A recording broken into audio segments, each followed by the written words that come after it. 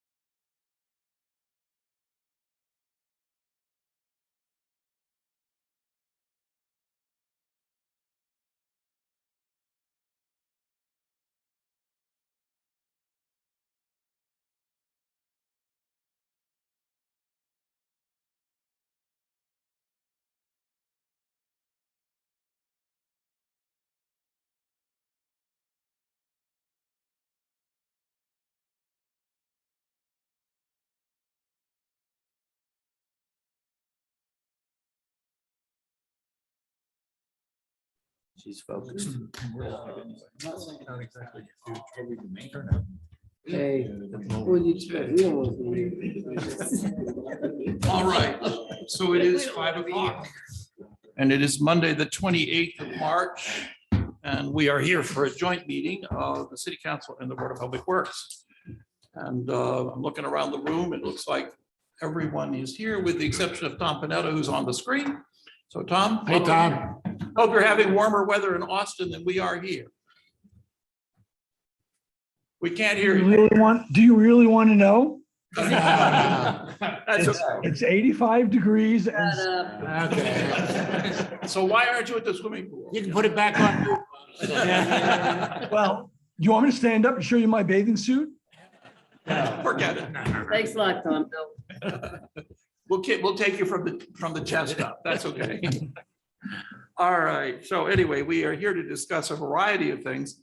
And rather than do a roll call, I think we've got everybody here with, including both city manager and the general manager of the Board of Public Works and the assistant general manager, as well as the city engineer and Charlie O'Donnell, and of course, Mike Kaufman. And we have a couple members of the public. Thank you all for coming. And I don't know, we may have more members watching. Kayla, do we have a lot of people in the queue? Two. Okay. So I think we can get on right to the list of projects that we have here. And I think what we have found over the years is that there are many, many projects that come our way that, and as well as opportunities that really provide an opportunity for the city and the board to work together. And what we thought we'd have here tonight is a discussion of those projects that we know are currently pending. And Press, do you have anything you want to add before we start? No, I think we have a good agenda and I think there's a lot to talk about. Okay, great.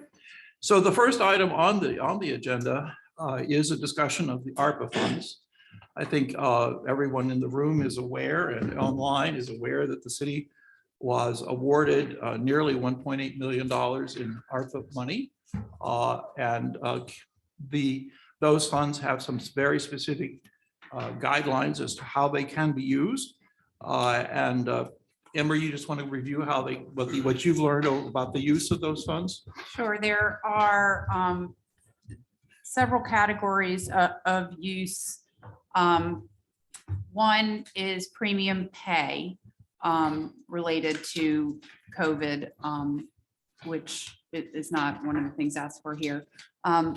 Any COVID mitigation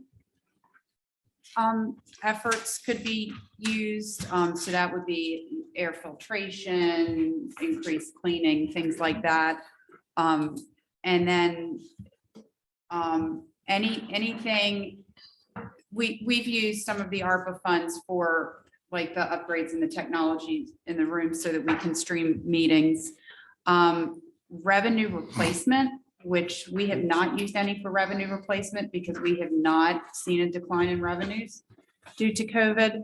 And then water and wastewater infrastructure are the primary things. And then the one that relates to like the COVID, the adverse effects of COVID is pretty broad and can be used for economic development purposes. Anything that helps low income housing issues, homelessness, things like that that have been exacerbated by the pandemic. So there are quite a few things that it can be used on, but definitely the water and wastewater infrastructure are among the allowable uses.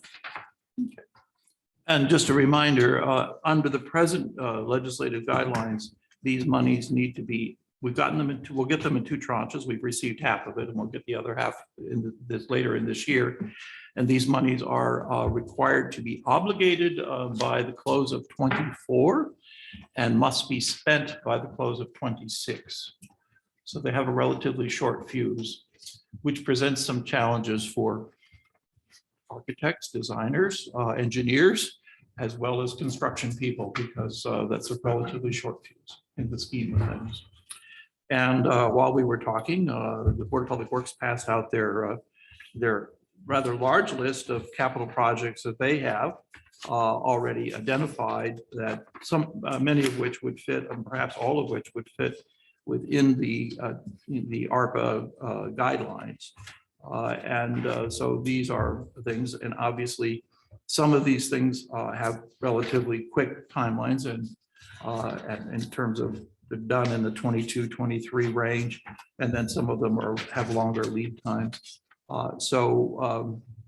These are our topics, and I believe You have already, perhaps you can answer this question. You've already submitted this list somewhere to the state legislature. To the state, not the legislature itself, but to DENREC and Yep. and their points person. So they have it. We did it almost immediately. Okay. Trying to get, it was back in September, I think. And has any of this money, have any of these projects been identified as target projects for the legislature to consider, or? Honestly, all of them. That was the reason for submitting, because you had the state came down with about 925 million, almost $1 billion. The state has allocated zero funds through ARPA for wastewater and water infrastructure. They've geared and pushed everybody towards the bipartisan infrastructure bill.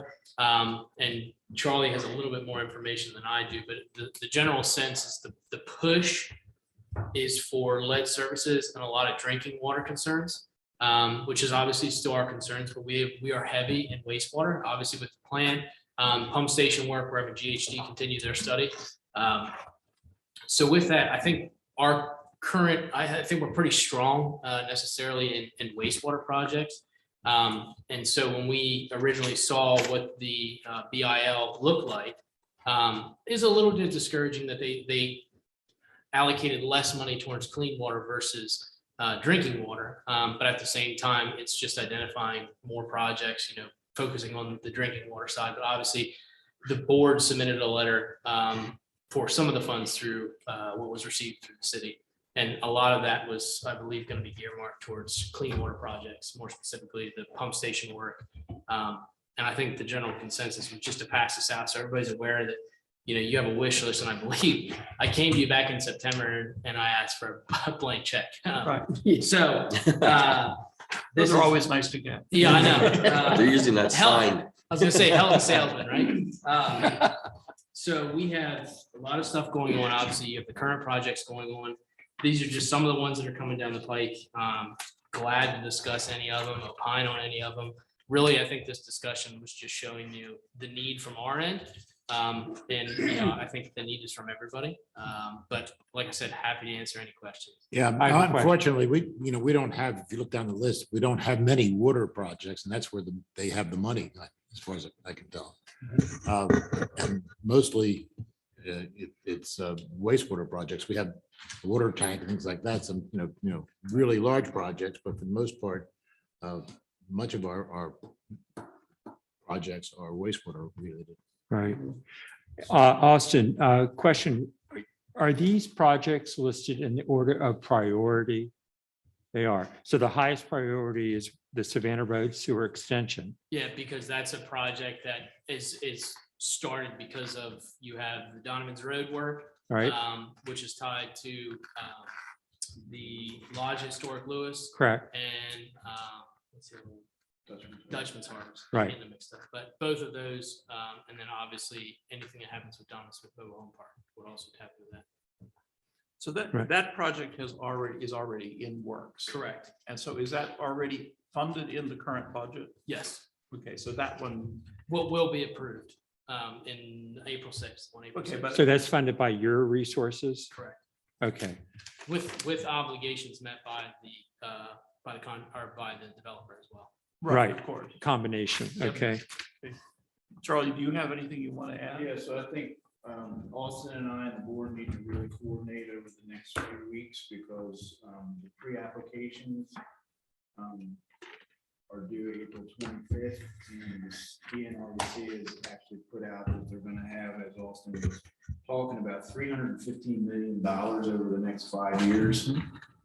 So I guess my recommendation to the board would be, let's get as many of the pre-applications in as possible, as early as possible, so that we get on their priority list. We just have to decide which projects we want to submit by April 25th. The pre-application process is pretty simple. It's not like the full application that comes afterwards, but they use that pre-application to prepare the project priority list.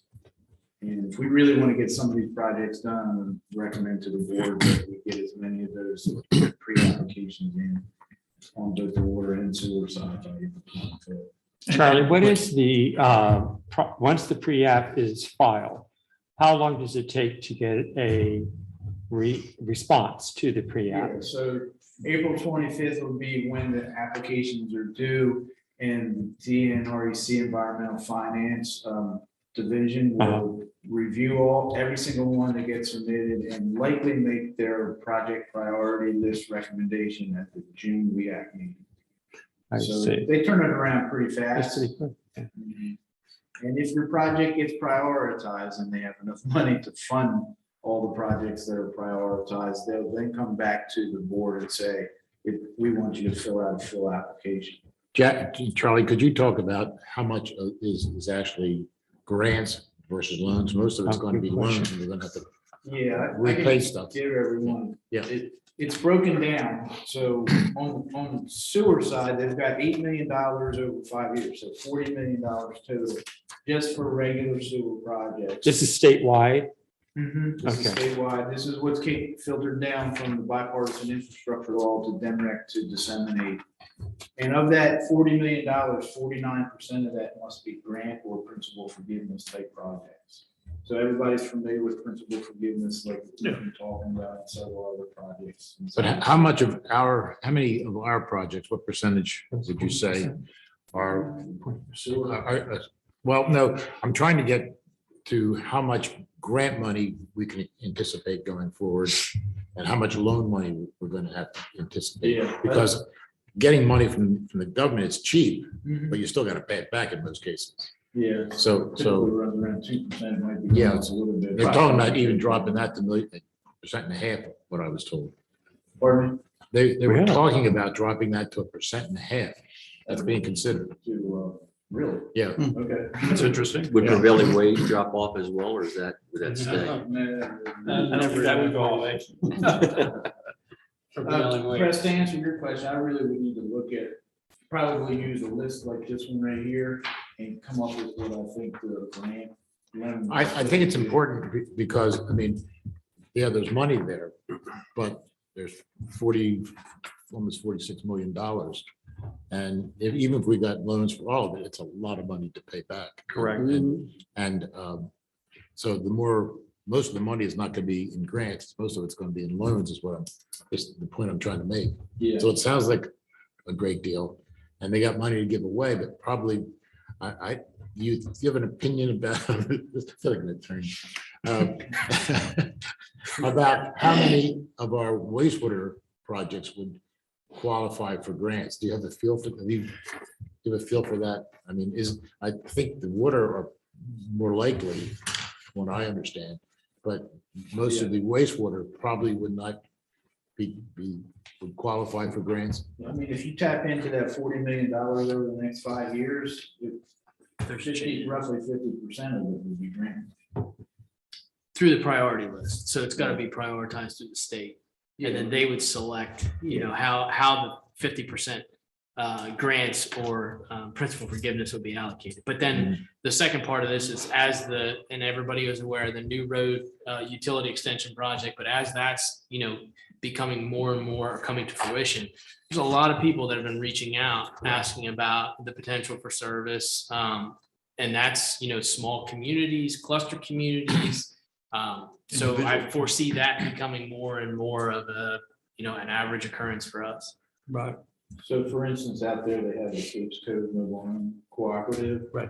It may, who knows, we have to submit the NOI, it may qualify for the Clean Water Trust money, similar to the National Run Park, which is all free money. Right. And that's through the governor's program, but you just don't know until you submit it. Right. So, I'm sorry, go ahead. The $40 million is allocated this year, and it's to be spread out over a 5-year term. Is that correct? And that's And just for sewer. Just for sewer. And is this an unusually large amount of money being made available? Yeah, Or is so this- like for this year alone, we have about $8 million of regular money in addition to the 40 million over 5 years. So it's a pretty good windfall for the state to use. Mhm. And am I correct that our ARPA monies can be used to match some of that? I think you're right. Yeah, I think they did say that, didn't they? I don't have to check. I'm on not that. sure. Let me check on I think we need some clarification on that, whether or not ARPA money can be used if some of that gets awarded. Can we pay down by using ARPA Do you funds? know? I don't think it can. Yeah, I have to check on that. Okay, I think that would be helpful as we look to, well, how can we get the most bang for our buck here? I'm In gonna terms ask of, a similar question there, to also, even if we gave you the full amount of the ARPA money, that's gonna take care of maybe one or two of these projects, so how do you envision sprinkling a little, or using it to take on indeed one or two of these projects? So I think what we've realized is through just the GHD study that was done on the big major pump stations. I think we would look to expand, and I can't speak for the board, but look to expand the current project, which was the Headworks project, which tapped into some of the pump station work. There's a good chance that obviously that scope's going to expand, the cost of everything is going up.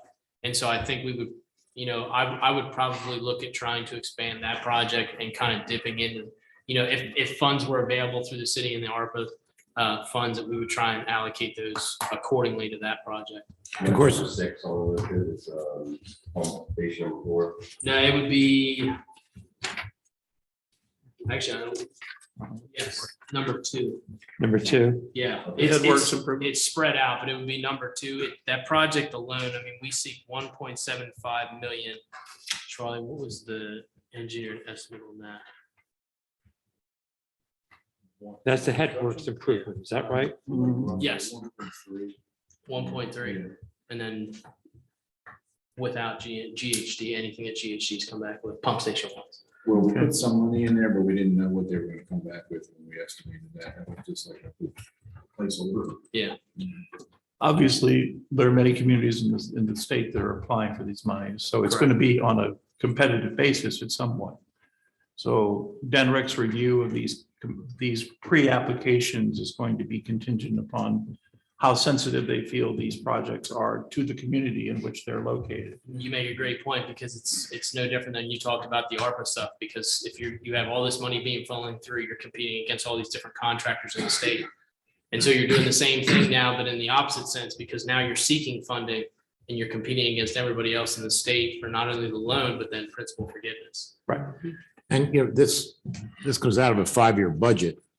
We've been pretty aggressive in that 5-year budget because the money might be available and we're trying to get as much in there as we can. So if we fail in getting all the money we need, we'll have to push things out further than we're showing presently. Correct. I would think number 10, the elevated water storage tank, for what's that, What page is that? $4.5 million. $4 million would be right in the wheelhouse, I would think, for the water side. Yeah, and just so you know, the $40 million over 5 years was for the sewer. They have $90 million available over 5 years for the water, and that's also 49% grant, 51% money. So that would fall on, or Yeah. that would fall under that, yeah. We're Do you going guys to, make a point to speak into the mics? Because apparently our viewers at home can't hear. Gotcha. we're going to have a meeting at the end of April with the head of the WEAC group, Jeff Ross. He's going to bring his key people down to go over these for us, these projects, and try to pick out where they think they can fund and how they can fund it, and how we can stretch as much of that upfront planning money as we can get. So we're going to be working with them very closely to try to get what we can from them. And just for my clarification, and I may be listening optimistically, the $1.8 million, do you guys currently have that? Because I also No, heard half. it's going to be, that there was half that's coming in a We have different time. half in hand, So and half then of the the other 1.8. half will come in June. I was hoping the 1.8 was half, so No. I was That overly, was the total. overly optimistic. Yeah, you can hope. You might give it to them. I don't have it. Yeah, Some has been used, again, for technology-related things, things that are direct COVID-related expenses. So there has been, some of the money has been spent. And we had a workshop several months ago to talk about how we would anticipate spending it. there have been some requests from nonprofits that have interests. But we really haven't put out a framework for how we are evaluating requests. So, we talked more recently about the need to do that, but there are other requests as well. So I think one of the things that, I mean, obviously you've said this is a prioritized list. And some of these things are already in works, which would, I guess, reflect that you've already identified the sources for funding. So could we, could we run down the ones that are, I mean, is obviously the Savannah Road sewer extension has been funded. Has the Headworks Improvements Project been funded? It is funded up to 1.75, whether we go above and beyond with what GHD has come back with preliminarily, could go higher, could go lower. Okay. And So what this would- is an additional 850 that you need? No, that's just the initial estimates. But again, when we were discussing, we live in a world where when you get quotes on parts, transformers, I got quotes on transformers I actually put a PO on transformers in September. And that PO had an escalation clause in there in which I got a call last week or 2 weeks ago, and it went up by $20,000. Right. Mhm. And What it hasn't been built percentage is yet. that? What percentage is that? Roughly 15 to 20% of the overall purchase price.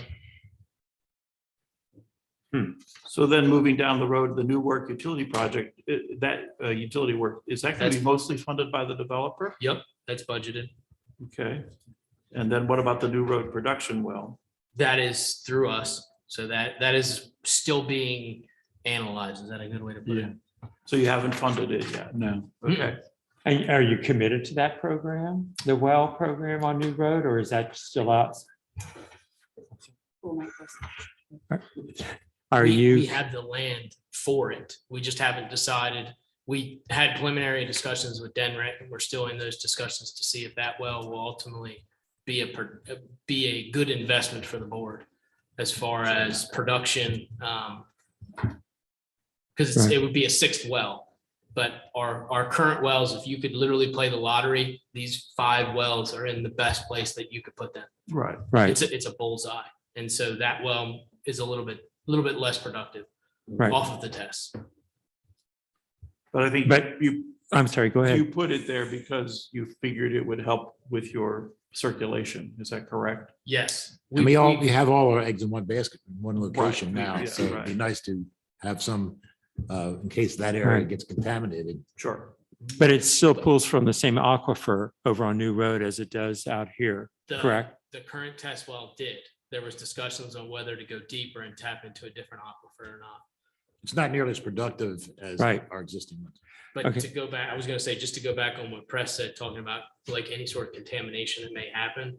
We've also invested in putting a sleeve across New Road, and that sleeve was put in place so that we could ultimately have the same type of interconnection with Tidewater as we currently have out on Kings Highway. Mhm. So that you have redundancy. If you run into an Sure. issue, you can still feed from Tidewater on the new Yeah, roads. and that makes absolute sense. But this figure that you've put here, let's say 1.2 mil, this is for the development of the well field itself. Is that correct? It's not land acquisition No, or it's just the well site. for the well site. Treatment, Correct.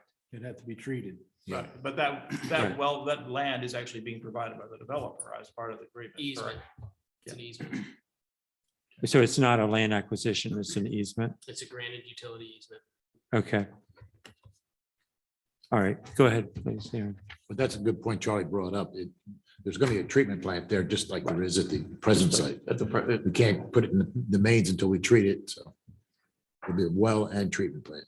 so it wouldn't be a huge building. No, It's it'd be a a little building that's out there. Yeah, like the building that's out there now, maybe smaller. Yeah, because it would only be treating one well. And this is in the Tower Hill project site? Okay, so your capital cost, so is 1.19, right? Yeah. Okay, But Thank yet, you.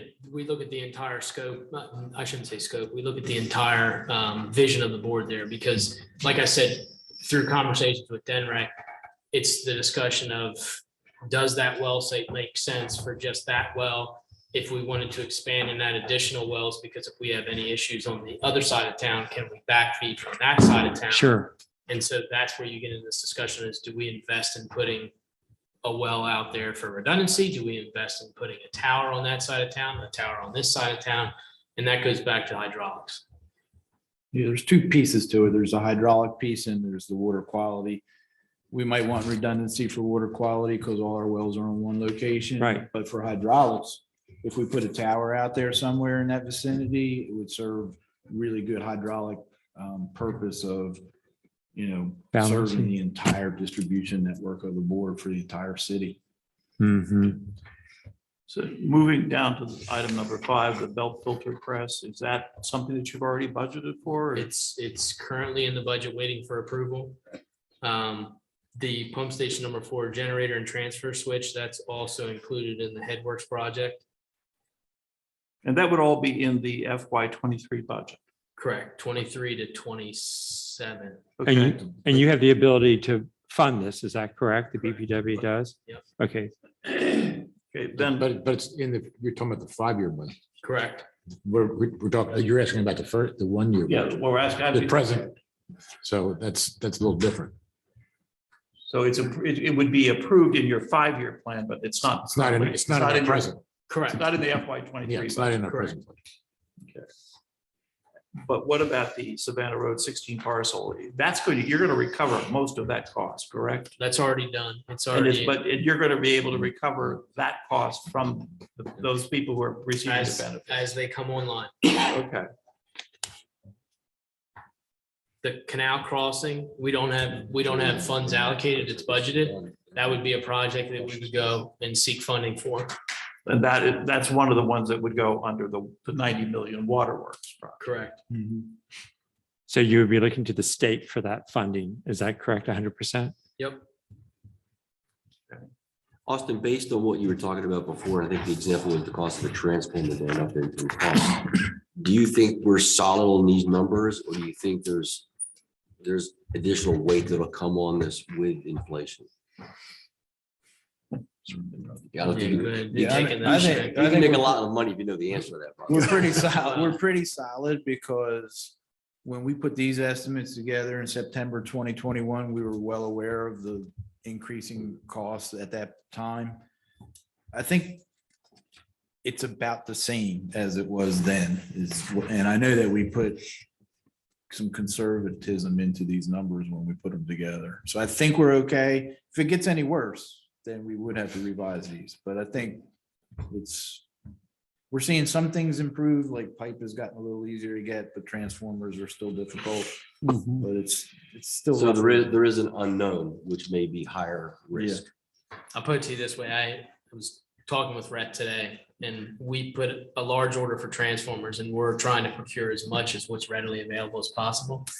Pad mount transformers right now, out different sizes, anywhere from 100 to 120 weeks. Because you have large companies and what they did was they went to each vendor and they put in 1,000 here, 1,000 here, 1,000 here. At when they were 30 weeks out on lead times. And so now, again, you're out there competing against your fellow utilities. So 100 weeks. you don't have any kind of cooperative purchasing agreement with other small utilities?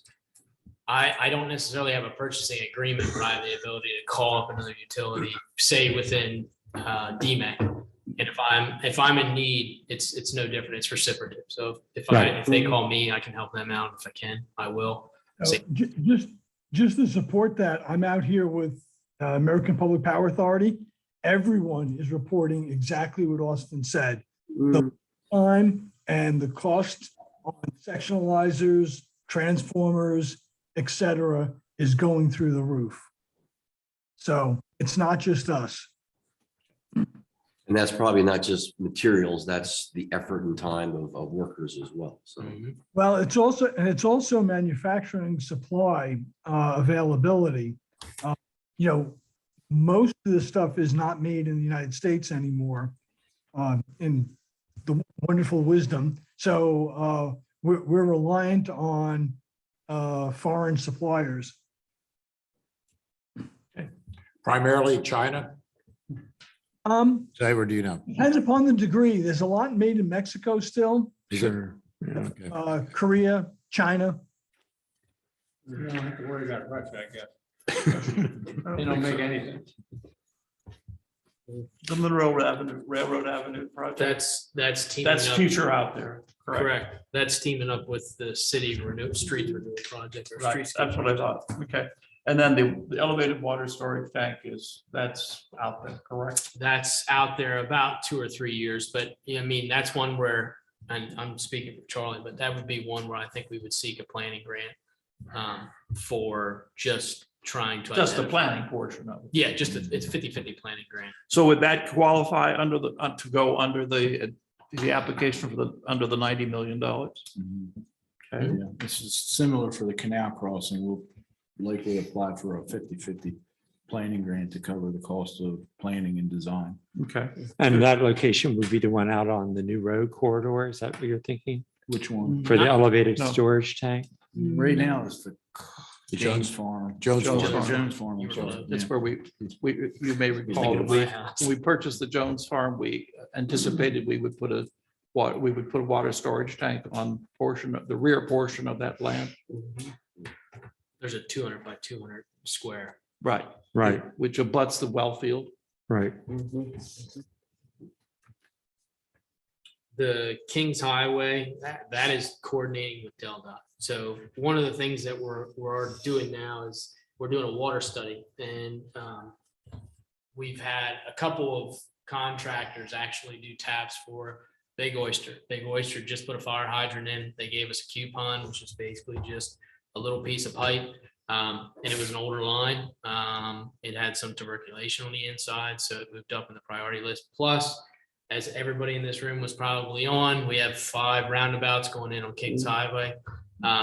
We're paying attention to that because obviously our existing infrastructure is going to fall smack dab in the center of the roundabouts themselves. So we're trying to coordinate that with DelDOT, and a lot of that planning it's hindered upon where DelDOT moves. So are you anticipating that you're going to have to be relocating some of your utilities? And has there been any indication on the part of Good. DelDOT that they would share or? We've started that conversation already. We had our kickoff meeting with them last week. And, we talked about, you can't have water lines going right through the middle of a roundabout. Right. Well, you can't have any utility lines going right Or through. anything, yeah. So we're just kicking it off with them. And the anticipation, this is a question, I'm not, am I correct to anticipate that DelDOT will absorb all the costs associated with relocating the utilities? It has, it falls Well, into I what- mean, it's it a, falls into what they call beneficial use. And maybe Mike can Yeah, I was- describe. and this that is a not little better than beneficial me. abuse, but use. Is that correct? Pardon me? It's beneficial use, not abuse. Depends on- Michael, you want to talk about this, please? Just briefly, there's a statute that has where DelDOT has to move a municipal line. They're obligated to cover at their sole expense, the Right. cost of moving that line. It's Correct. statutory. That's All what right. you're encountering with the new road bridge in part, is it not? Correct. So that you're putting in a temporary situation there, and they're going to have to pay to relocate it when they do the bridge next year. At 100% their cost. And I didn't realize that was a temporary fix. That's to be able to meet the production, the housing production out on New Road. yeah, it's for that work in general. So that's, yes. Wow. Okay. All right. There is a. So how long will the heavy story about how long will that temporary on New Road be in place before the permanent work is done? Because- Everything is permanent except for what's actually going over the bridge and under. I see. Yeah, So, Got it. yeah, I- everything I- else, it's 75% permanent. I Should've- should've apologize. I said didn't that's understand that. Yeah. There's just the one piece which has to do with the bridge. Okay. Got it. The new equalization tanks and piping.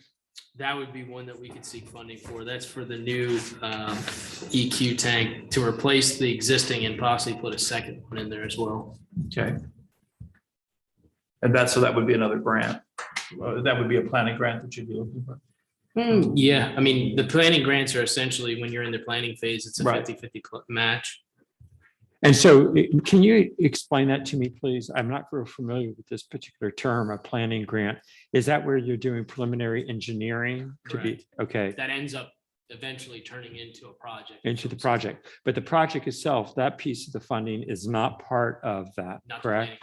planning grant. Okay, so, all right, so this 650 is, that figure represents more than just the planning though, does it? Not? Yes, yeah, that's the actual. That's everything, turnkey, got it. Charlie, what would you say, I mean, average project, there's no average project. The engineering portion is compared to the construction portion, to the, 20%. Yeah. so And that's all the way even through. if we get half of that, that includes construction management too. Well, We're getting, what we're getting half for is 10%. yeah. it's- The other that's- part is north construction. So we're getting, Correct. Right. half of 10%, we're getting 5% effectively of the project when we get those funds. Right, assuming you get them. Yeah, assuming we get them. So the largest portion, the largest thing on this project list is something you've talked about for a long time, the $14 billion for Cedar Street. And it's a behemoth of a project. It was originally the 5-year, went to the 10-year, got cut back to the 5-year, looked at trying to do it in phases because of similar to what we're on Politown Road. It's the construction fatigue. I mean, that is one massive project because it's taking East Market all the way down and redoing basically from Savannah, correct me if I'm wrong, from Savannah all the way down to Roosevelt Inlet. Right. Would be the scope of that project.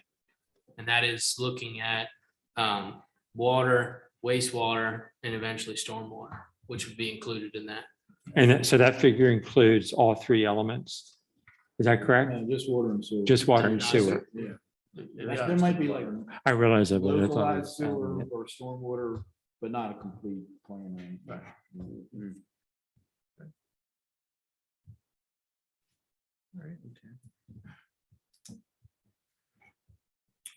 Okay, and then it looks to me like you just keep rolling down the list of Donovan's Road, the sewer and water extension, that, Yeah, so that's an extension from Savannah Place towards Canary Creek, so to serve towards the Wanendale Acres, even though, et cetera, so there's. so it's down Donovan's Road the other direction. Yeah, the other direction, there's like 14 homes down that Right. way. And it Plus, would then you also- guys want to do it, It would also serve the big parcel on the other side of the creek. correct? If anybody can convince that parcel owner to get into our fold, we'd like to do that because we could get some other things through there. Yeah, that's a huge Water, parcel. Yeah. So then Park and Johnson, that's a cast iron water main project that was identified several years ago. Okay. The recircle sewer upsize speaks for itself. Excuse me, Charlie, regarding the Park Avenue and Johnson Avenue, the fact that it's iron water mains, does that make that a higher priority? Well. I mean, For the health of, I you can know, let the board safety. Speak to that, it depends on the condition of the existing pipe and the age of it. Right? This is probably from the 50s, maybe the 40s, so we want to take a really good look at it to see if it's deteriorating enough to make it worthwhile to spend the money to replace it. I mean, pipe will last a long time, you just got to check it and test it. And that you all haven't done any site evaluations? Part of the water main study that Austin mentioned before, we'll be looking at this. So what we'll do is actually take test pits and get some coupons of that pipe Right? and see what condition it's in. So there's a chance that this, in fact, this project could move higher up on the priority list. Is that correct?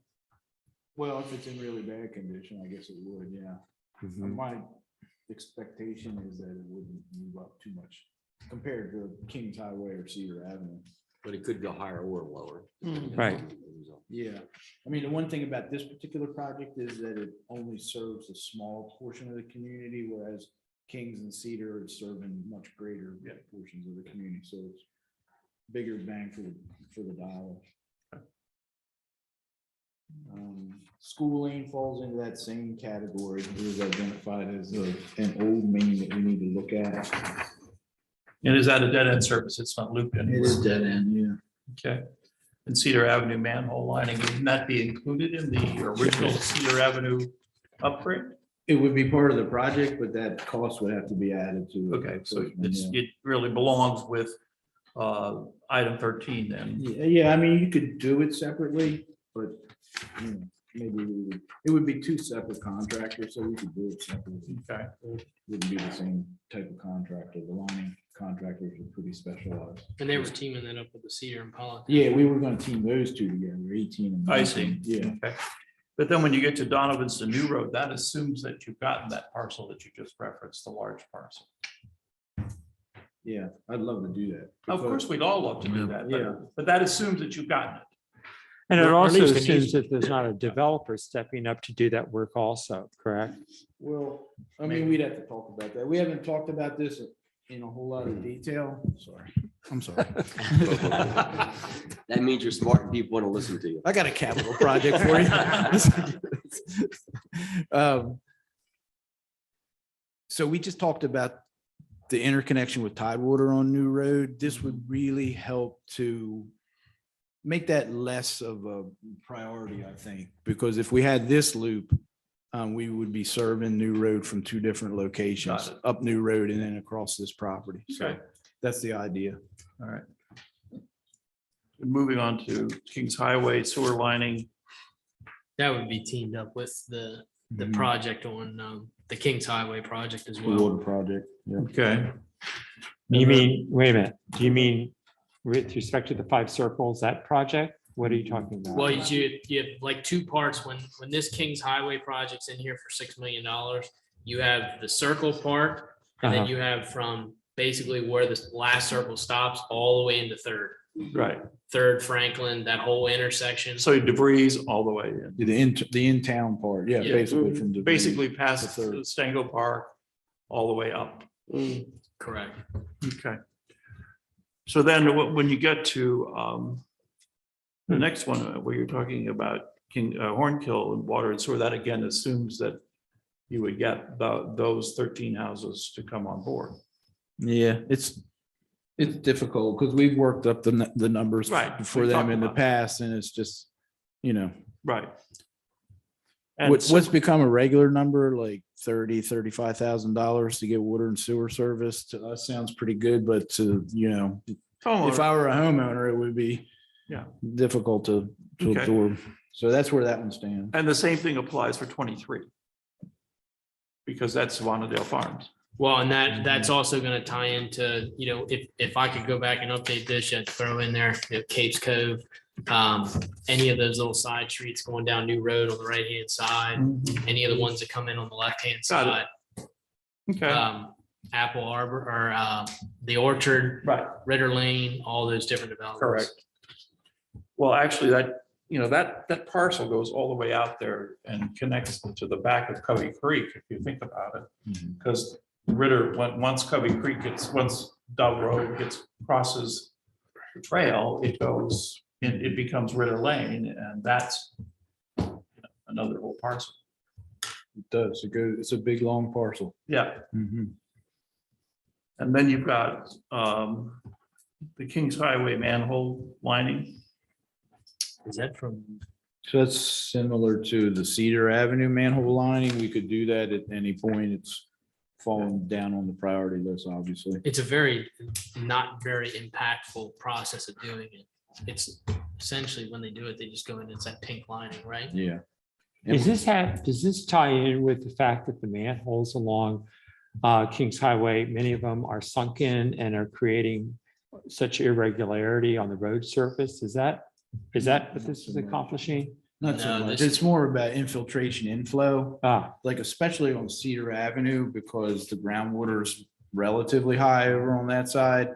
And when we did an infiltration inflow study 25 years ago, that whole beach side was identified as an area where a lot of groundwater makes its way to the wastewater treatment plant, which you want to minimize that sure, because you don't want your treatment plant treating clean water. right. So we would line these and that, because they're old and a lot of them are bricks, so you eliminate a lot of that II. And this is all along from the city border all the way to Savannah on Kings? Is that what that is? Yeah, every manhole that we have all the way out to the restaurants, the You're talking Mr. about P's. Hing Wings. Yeah, okay. So when you talked before about needs to be spent by 26, is that through the year of 26? That's Yes. ARPA funds. Yeah, That's understood. that. So you got two different animals there. Okay. And then the new road to Rodney Loop. Let's talk about that for a minute. That's all the dead ends. So Okay. that's from Hornkill, Harbor View, Cary, Rodney, and that would be essentially looping all of those into New Road so that there would be no dead ends. Meaning Okay. all that water would be. So that would all come through the Denrick plan. Yes, So that would have to come, we'd have to do an easement through Denrick, that 66 acres in order to do that. What? you're talking said because out all to be the, road. Great Marsh Park. Yeah, exactly. It Great would- Marsh Park, yeah, which it is Denrick land that we manage. It would kind of zigzag, the easement can be right up against the backs of those, Yeah. every single one of those dead end roads and kind of zigzag. Would have some redundant, yeah, okay, I got it. Okay. It's been helpful to walk through this for us, I think. Yeah, it is. Because it sort of, helps me where you can get some planning grant and where you might be able to tap into the $40 million for sewer projects or the $90 million Yeah. for water projects. Yeah, So- that's what, remember what I said at the very beginning, we need to coordinate on which ones we're gonna submit Right. as of April 25th to get them in line, That's when you have it in, the pre-applications. would it be reasonable for you guys to come to us like May in time for like a June meeting where we could, would that be a realistic date for us to vote on whether? Because I think whether we just keep saying we're gonna. No, do something, we I think gonna, need to Right. set a we need to know a what date. you're gonna get some funding on. Yeah. Right. Say we're gonna do this much and otherwise we're just gonna keep Right. having these meetings and. Well, we also need to know whether or not we can use ARPA money to Yeah, no. supplement this. Exactly, that's what I'm saying. Yeah. Is it enough, like would 2 months be enough time to sort of sort out? We and won't, we won't know what our funding, For the first tranche of the Yeah. 900K. I would say the July council meeting would be the first. Okay, possible that's time. still Yeah. reasonable. Yeah. Okay. All right. Huh. Very helpful.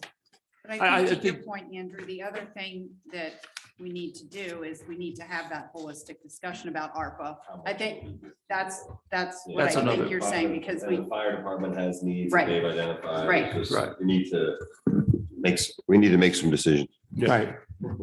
Well, and I think also, when you Santa go to, Claus is when you coming go to to town. WEAC and you start making your presentation, I would suspect you guys know WEAC pretty well.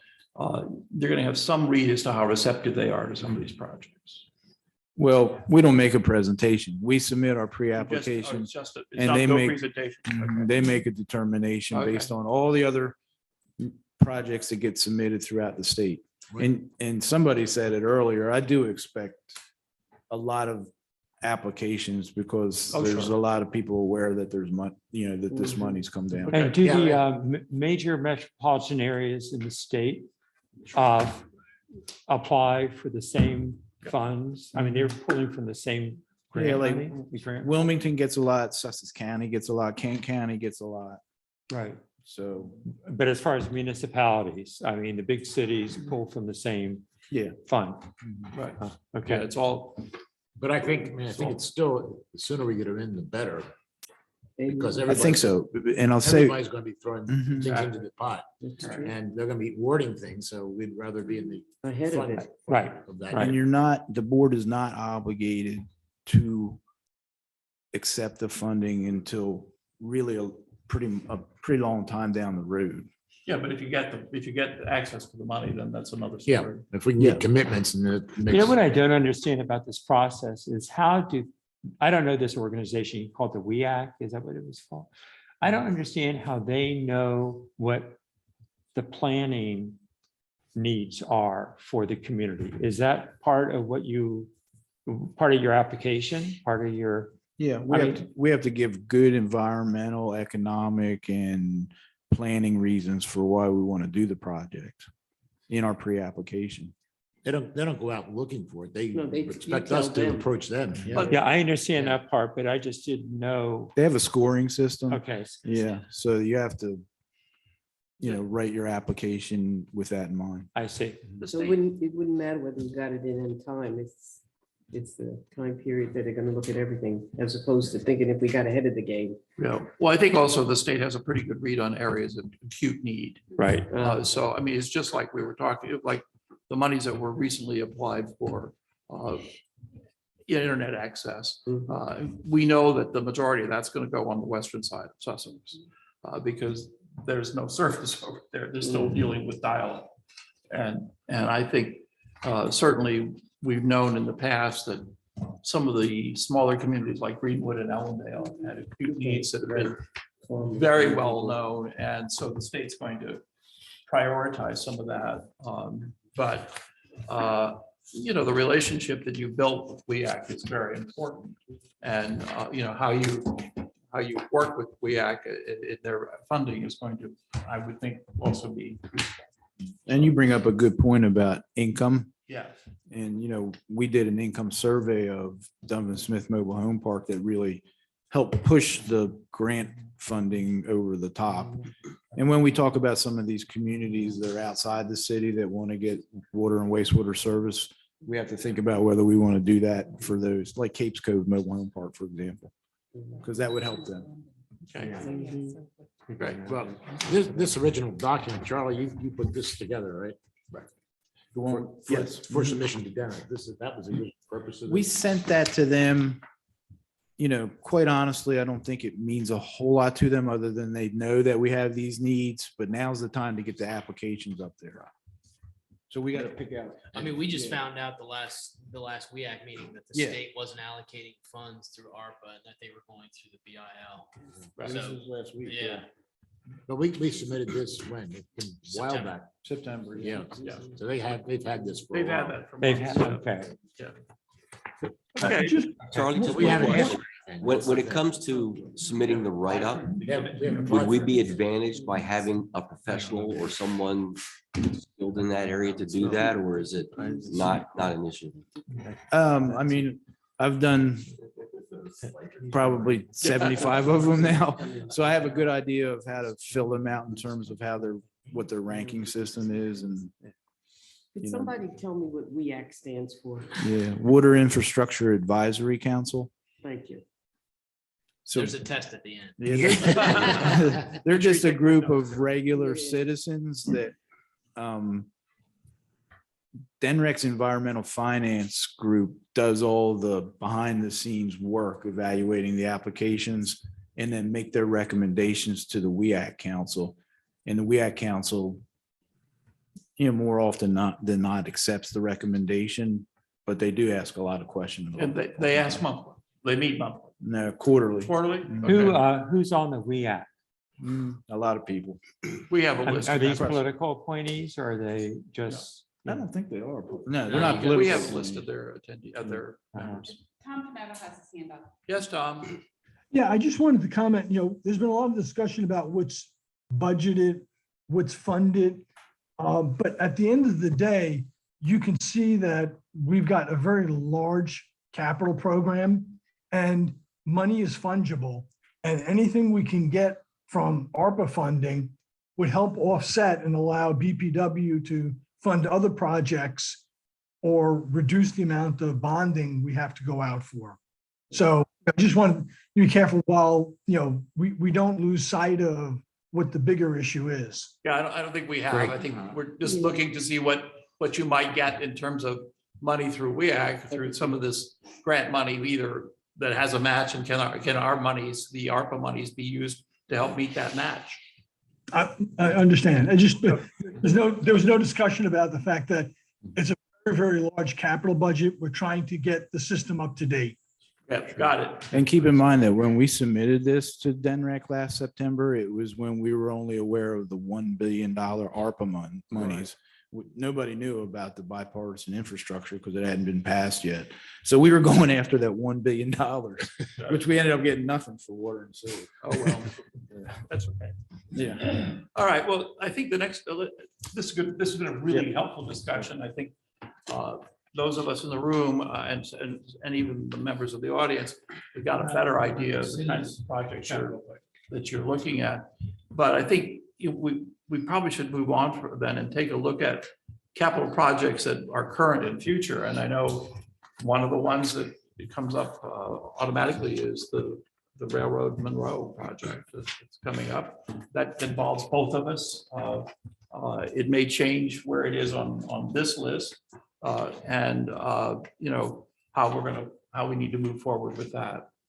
And you know, other things that we have identified. And Charlie, you've been working with us on other capital projects because we've done a whole streets inventory and we shouldn't be touching the surface of the street if there's infrastructure issues below the street that need to be addressed. Exactly, yeah. Okay, so you want to talk to us a little bit about other projects that are in the loop that maybe we haven't made public at this point? Sure. And Emery helped me, but I believe phase 26 street improvements is funded for FY 22-23 in the amount of $140,000, which includes all the construction, a bid climate 10% increase, and engineering as well. So that's a couple streets. And then last year, the city developed. We want to talk about that. That's Marina Drive and 4th Street. Yes, 4th Street from Park Avenue to Chestnut and Marina Drive from University to Pilot Town is what's in the project. And it's phase 26 is the second phase of a 5-year plan that the city adopted, I would say last year. So 27, 28, and 29 are upcoming projects of roughly the same amount of money because that's what we decided to go with. But that's the city's portion. Yes, and that's the city's portion. And we identified streets that typically don't have utility issues that we're aware of in that 5-year plan. Okay. So I don't know if you want me to say any more about that. The city has a 5-year street improvement, street and maintenance plan. Right. And those streets have all been identified and they all roughly run in the 130 to 140,000. And none of them really involve the board. No.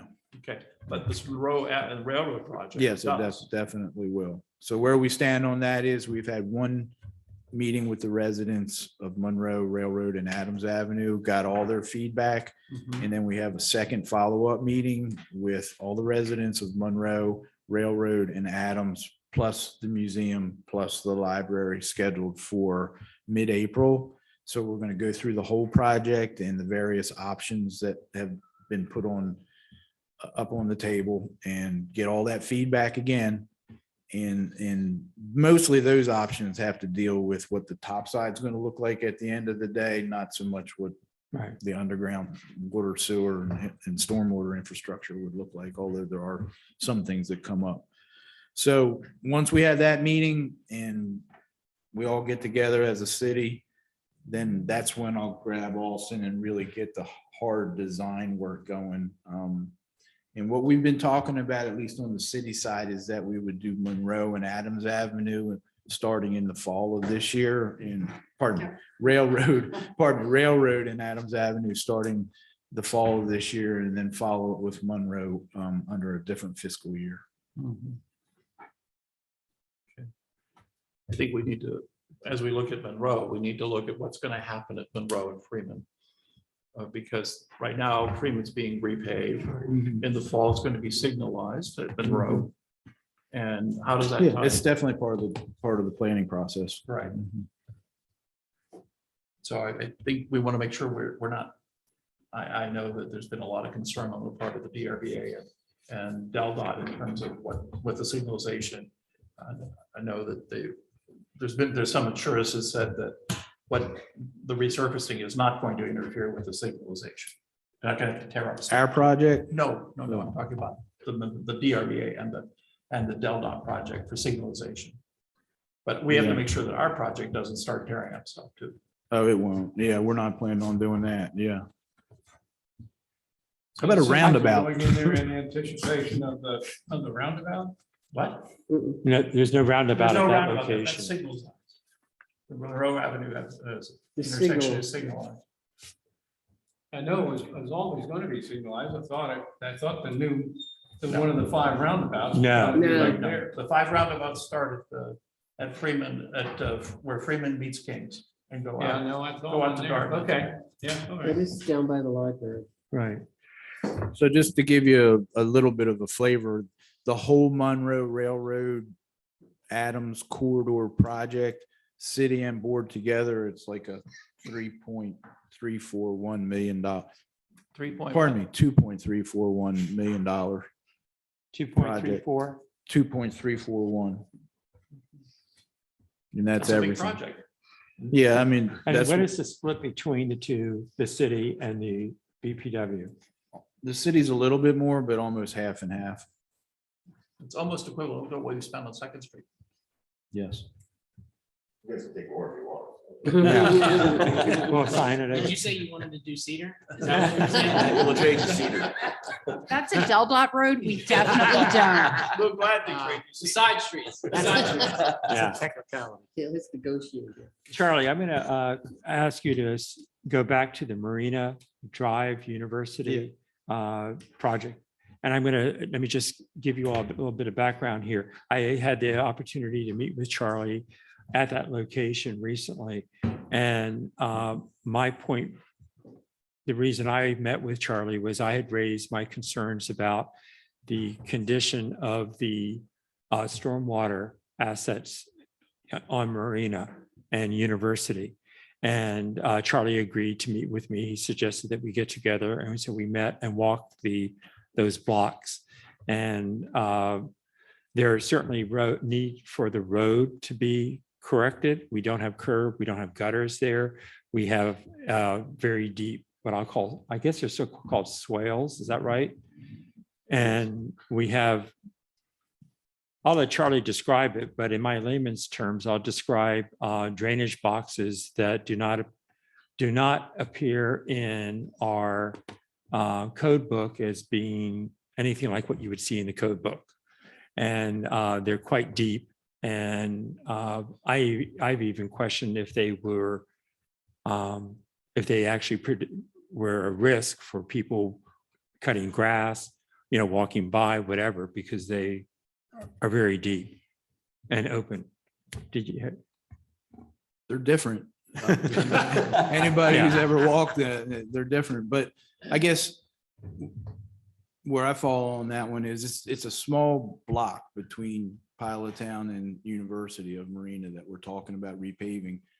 So if we want to start looking at making real major improvements to the stormwater system out there, it just moves it up from a $20,000 project to a Sure. who knows how much. So I mean, that's just something that the city and the board would have to consider if that's the direction. Just let me verify. The work on Marina, we were looking at mill and overlay, right? We weren't looking at Curb curb and gutter and all of that. So if we're both the drainage issue and, if we're going to change the structure of the street, that's a different project. It is. It's a very different project. Right, but I guess the point that I'm trying to get at is that now's the time to at least have at least a cursory study of that, rather than just dismiss it as something that it doesn't need to be considered. I would suggest that, in fact, this is an opportunity for the city and the board to identify what our needs are out there and see if it's a viable project to actually make the improvements that would really be meaningful. If you're going to make the improvements in the project that Charlie's talking about, you'd have to make, in order to make it make sense, you'd have to make it in the next leg of that project when it gets to Powhatan Reserve. Yeah, I guess I would say that No, this is. if the board in the city were to decide to move forward with some sort of study of the stormwater management system in the, what I call Pilot Town or Pilot Town Park area, we would eliminate this small section of Marina and replace it with something else, this year and do, just kick it to the back burner until we're sure what we want to do there. Okay. All right. Thank you. That's a discussion that I guess. That's we need another to have. discussion. Okay. Well, I look forward to that Yeah, discussion. definitely. Okay, great. Thanks. And then in our budget, I mean, we allocate, even though we name street projects, we always allocate. I'm not mistaken, sorry. Charles. Yeah, we allocate funds for things that come up on streets projects. Like we have 245,000 in this year, 240 next year, 281, 250, 250. And so knowing that situations like these may come up, I didn't know if that's something like we're coming up and we're touching Park and Johnson, School Lane. If any of those were allocated for projects, I don't know where they fall in terms of street rehab. I'd have to cross-reference it against the city's plan, yeah. We should probably cross-reference. That it would be to very ours. helpful. I think I have done that, but I'll have to. I mean, School Lane is another older street in town. Yeah, It's just a roles reversal. We always Right. coordinate, and if we're doing a. but it's a project, dead end that's it. street with very few residences on It it. doesn't connect. to Very anything. few, doesn't, yeah. All right. All right, let's then, I think, we've got a lot of current projects. Yeah, I do have one more thing I want to speak to. And this, I just sent an email out to, I think it was last week, maybe the week before. And what reminded me of this need was I was walking down Pilot Town Road, walking from the new road corridor towards town. And I was reminded of the lack of stormwater management in the forms of curb and gutter. We have drain boxes there that are, I consider non-compliant in that they are set back off the edge of pavement. They're set back with turf separating the box from the lane of traffic. And I know that the BPW is committed to repaving Pilot Town Road from Market Street up to, well, all the way to the end. But this apparently has been broken into two phases up to New Road. And then the second phase will extend it from repave from New Road up towards Roosevelt Inlet. I'm sorry, up towards the pardon? The university, exactly. So anyway, my question is, and the issue that I have is the opportunity for us to actually address the curb, the gutter, stormwater. And we also have, I believe, I understand that with the number of sidewalks that have been affected by the work that your contractor has done serving the laterals to individual houses, there are a good many sections of concrete that have been removed and have been temporarily patched with asphalt. And my question is this also an opportunity for the city to address the conditions of the sidewalks, do that evaluation, do that study, and actually coordinate a project that would address all these elements, all these components? This is not something that's going to be done, I know, overnight, and it's not something that we can possibly, it's going to take a lot of planning, but I think this is something that both parties should consider at this time before the paving is done of Pilot Town Road. Thank you. You're under a mandate to repave because Pilot Town Road by DelDOT, is that correct? I wouldn't call it a mandate. I think if you were to ask the public, they would say it's a mandate because it's like I said, construction fatigue. Everybody's battling it. This project's been 3 years, but the complexity, first town in the first state, you deal with the old infrastructure. And every day we come in, there's something new that pops up on that project that you'll uncover a line from 1920, 1910. Mm-hmm. And so with this, I mean, we're doing ADA ramps at a majority of the intersections. Anywhere where we touch the concrete's being replaced. Am I right? Mm-hmm. Yeah. And all this was approved by DelDOT. So it's one of those, if you look at our capital projects and you look at a majority of them, the Kings Highway, the Cedar, those are big projects because they're state projects. And, that's the benefit the state receives when a municipal goes in and does a utility project is they get a new road at the end of the day. And it's expensive, and there's no doubt about it. Right. And I'm not suggesting that more costs be borne by the BPW. Please understand, I'm not suggesting that this be shifted onto you all. I'm just suggesting it's a good opportunity for project planning, for strategic thinking about, we recognize as a city that we have many sidewalks in the city that are not in good, safe condition.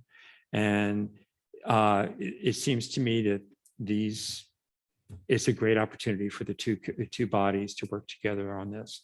We have, there are many driveway aprons along Pilot Town Road, which are in very, very poor shape. I believe that those are in public right of way. And I don't know if that's part of the scope of your work to replace those. The ones I've seen have not been damaged by your job, the project that is underway. So I can't imagine that you're going to be replacing those aprons. But again, they touch the same road, the road that you're going to be repaving. And, at some point in time, all these elements come together and make for a better end product. And it's troubling to me that we're not addressing that big picture when we have an opportunity to do so. Our code puts the cost of the sidewalk onto the property. That's correct. So you're suggesting we would improve all the sidewalks, then bill back those properties that would sure. benefit from it?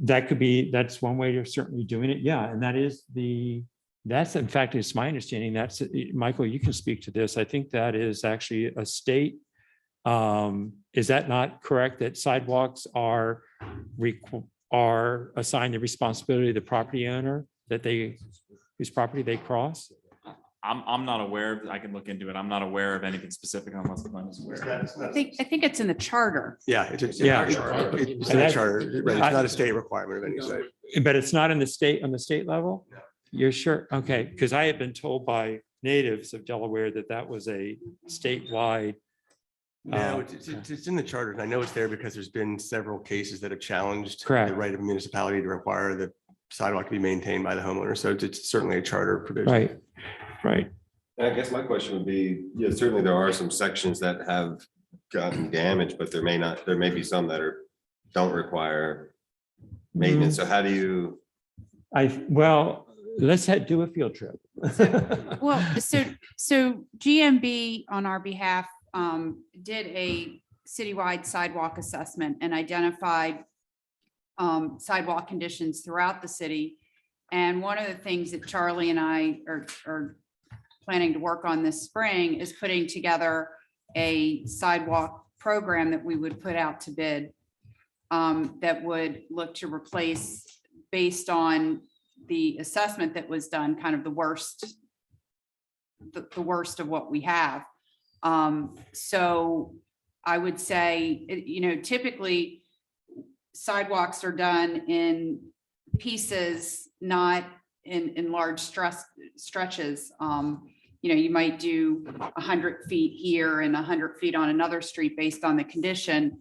It's not like paving a road where you really need to do, a significant length to be able to get good value out of it. So that was kind of the approach we were going to take. And then with identifying those areas and then the adjacent property owners, before putting anything out to bid, we can be in contact with the property owners to make sure that they understand that they are going to be billed for it.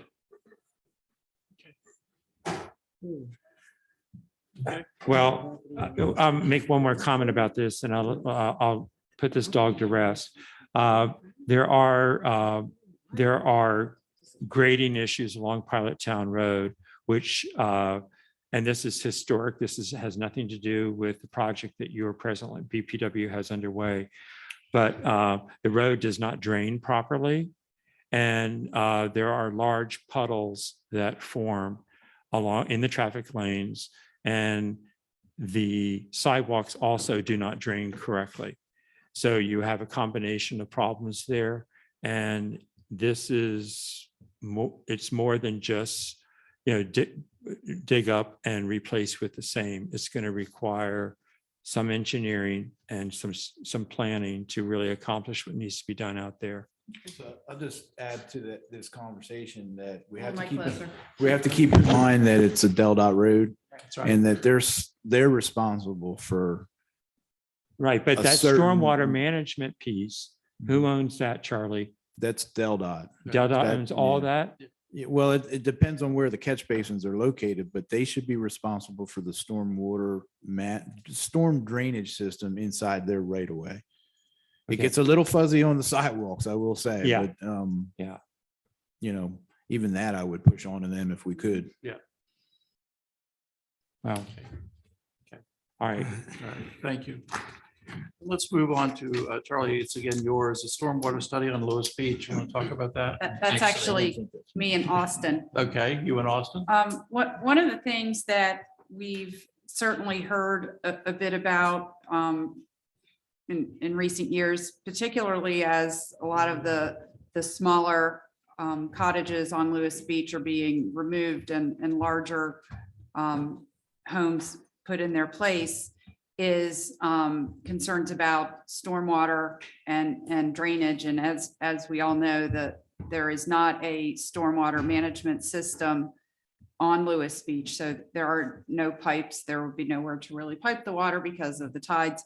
So one of the things we wanted, Austin and I have talked about, is actually using some ARPA funds to do a stormwater study for Lewes Beach, for the streets on Lewes Beach, to look at where the major drainage problems are, and to look for opportunities for maybe some retrofits. So something other than pipe, even though pipe is normally what we do, but whether there's a possibility to do, some rain gardens or some infiltration practices to manage some of the water, because we're seeing more and more ponding on the streets over there. Like, summarize it. Yeah, I mean, it was in discussions, obviously through some of the development of some of the lots over on Lewes Beach. And I think it's going to end up tying into the Cedar project as an overall holistic view of one large, massive project with one massive outcome, which is almost like a revitalization of Lewes Beach in terms of Cedar and the side streets and how it ties into Bay, because Bay, you got porous asphalt. Obviously, between Bay and Cedar, you do not. And from all the town streets going Right. over to. And we've got a number of unimproved alleys that, are utilized or not utilized to some degree. But again, any of those publicly owned open space areas would be, if there's a localized problem, would be an opportunity to do some sort of a small scale retrofit to help manage the water a little better. So are you thinking that those areas could be rain gardens or something like that? going Possibly. forward? I mean, that's what we would look to Okay. evaluate. Right. But we also don't want to necessarily reinvent the wheel, because there's coastal communities across the entire country that are dealing with the same thing. Absolutely. Charleston, you do Charleston, New Jersey. So whether or not we tap into listening to what they have to say is another resource. Sure. Okay.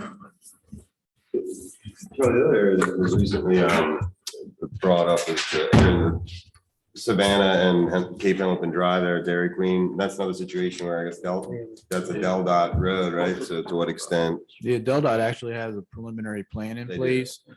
And what did they report to us? That it's in the hands of the decision makers in the state of Delaware government of like the next step. But they actually have put pencil to paper with a schematic plan, several catch basins from DQ to beyond Alaska Avenue, and then coming across and draining through Alaska Avenue to the wetlands. And I think some of that would require the defining of entrances to the DQ. So they would have to, they would not have a totally, drive upable area. So Yeah. not unlike what's happened out on some of the locations along New Road, Yeah. where they had the whole front of the lot was open for drive-in. And now it's been scaled, it's been necked down to only, a Yeah. defined driveway. They only had one catch basin, as I recall, on their plan in the vicinity of Dairy Queen. Okay. And then there was one at just before you got to Alaska, one a little bit further down Cape Henlopen Drive. Pretty much catching that whole area, that ponds, and then just, that's the tricky part because it's so flat and low over there, is taking it across to Alaska Avenue and letting. And then it getting release. rid of it. Yeah. Because what's there right now is it's just a French drain. It goes nowhere. Well, yeah, I think this is better than that, but Yeah. it's still, just so low and flat, and there's wetlands when you get to Alaska Avenue. It just makes it difficult. Well, we know how poorly those French drain or those catch basins along Bayview function. Yeah, they didn't And work at when all, we did they? Yeah. when we redid Bayview and changed the tilt of the pavement, Mhm. the slope of the pavement, we solved that problem. I mean, Bayview used to be the swimming pool Yeah. under a severe rainstorm. Yeah, I mean, Cape Henlopen Drive utilizing porous would be an alternative, but that would be a big expense. That would be a big change. Charlie, what does it mean when you say that the improvements there to Cape Henlopen Drive in Savannah along the DQ area, that some design work has been done and that it's in the hands of higher ups? It's a DelDOT project, so it's I'm just gonna leave it at it's in the state's hands in terms, I think they even mentioned legislators, just trying to get funding to do the work. I see. And is that? We knew a legislator. And our legislator. Come on down. I didn't see you coming. Senator You're so quiet. You can't hide back there. Your timing's perfect. Your arrival was just on cue. I'm sorry, Sandra. So should I direct my question to you? or- One time I go begging for money, the senators. Yeah, I think we all know that. We all know how to do that. Yeah. Yeah. So anyway.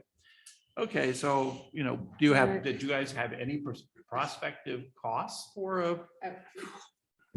No, we wanted to get concurrence of council and the board that it would be a joint venture, but that it would be worth pursuing. Well, certainly with the issues we have had in California and Missouri and other places along Cedar certainly would warrant this kind of a study, and Absolutely. so. Yeah, I agree. I mean, as everybody has talked about, these Interesting. houses are getting much larger and more surface area is being paved. And if we could do it on the lots, Right. Yeah. would be a big help. Okay. Oh, is there? Amory and So is- Austin, I'll just throw out there that they talked about last week that there's $250,000 of 50/50 surface water planning grant, similar to the wastewater and water planning grants that we were talking about So earlier. Jim Sullivan sent Yeah. that out, didn't he? That's through Jim, yep. So Okay. just keep that in mind. I know you mentioned using ARPA funds, but. Well, surface water planning grant would be better. So how much was that? 250? It's 250 total statewide. I think you can get on any one project, $50,000 worth of grants, so $100,000 study. Which, Because it requires a 50% match. yes, it does. So if we, But the we could Do you get expect the study would cost that much? Pardon me? Do you expect the study would cost Well, if that you much? go all the way Yes. from Savannah Road to the To the inlet, beach. probably so, yeah. Oh, Yeah. easily. Okay, now, but Yeah, we can what use I'm it. a little confused about is we're talking about from Savannah to the Roosevelt Inlet, is that correct? Correct. And Cedar is a state road, correct? So,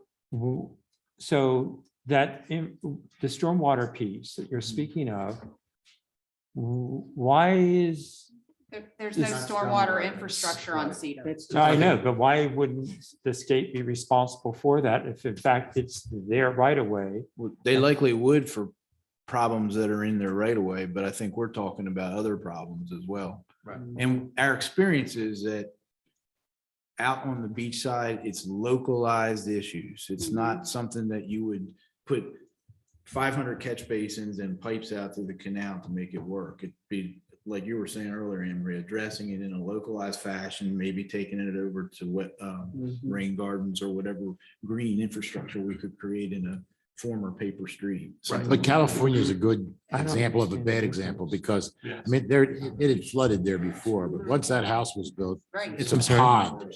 So if they had done anything on site to correct that or minimize that, I think it would have made a big deal.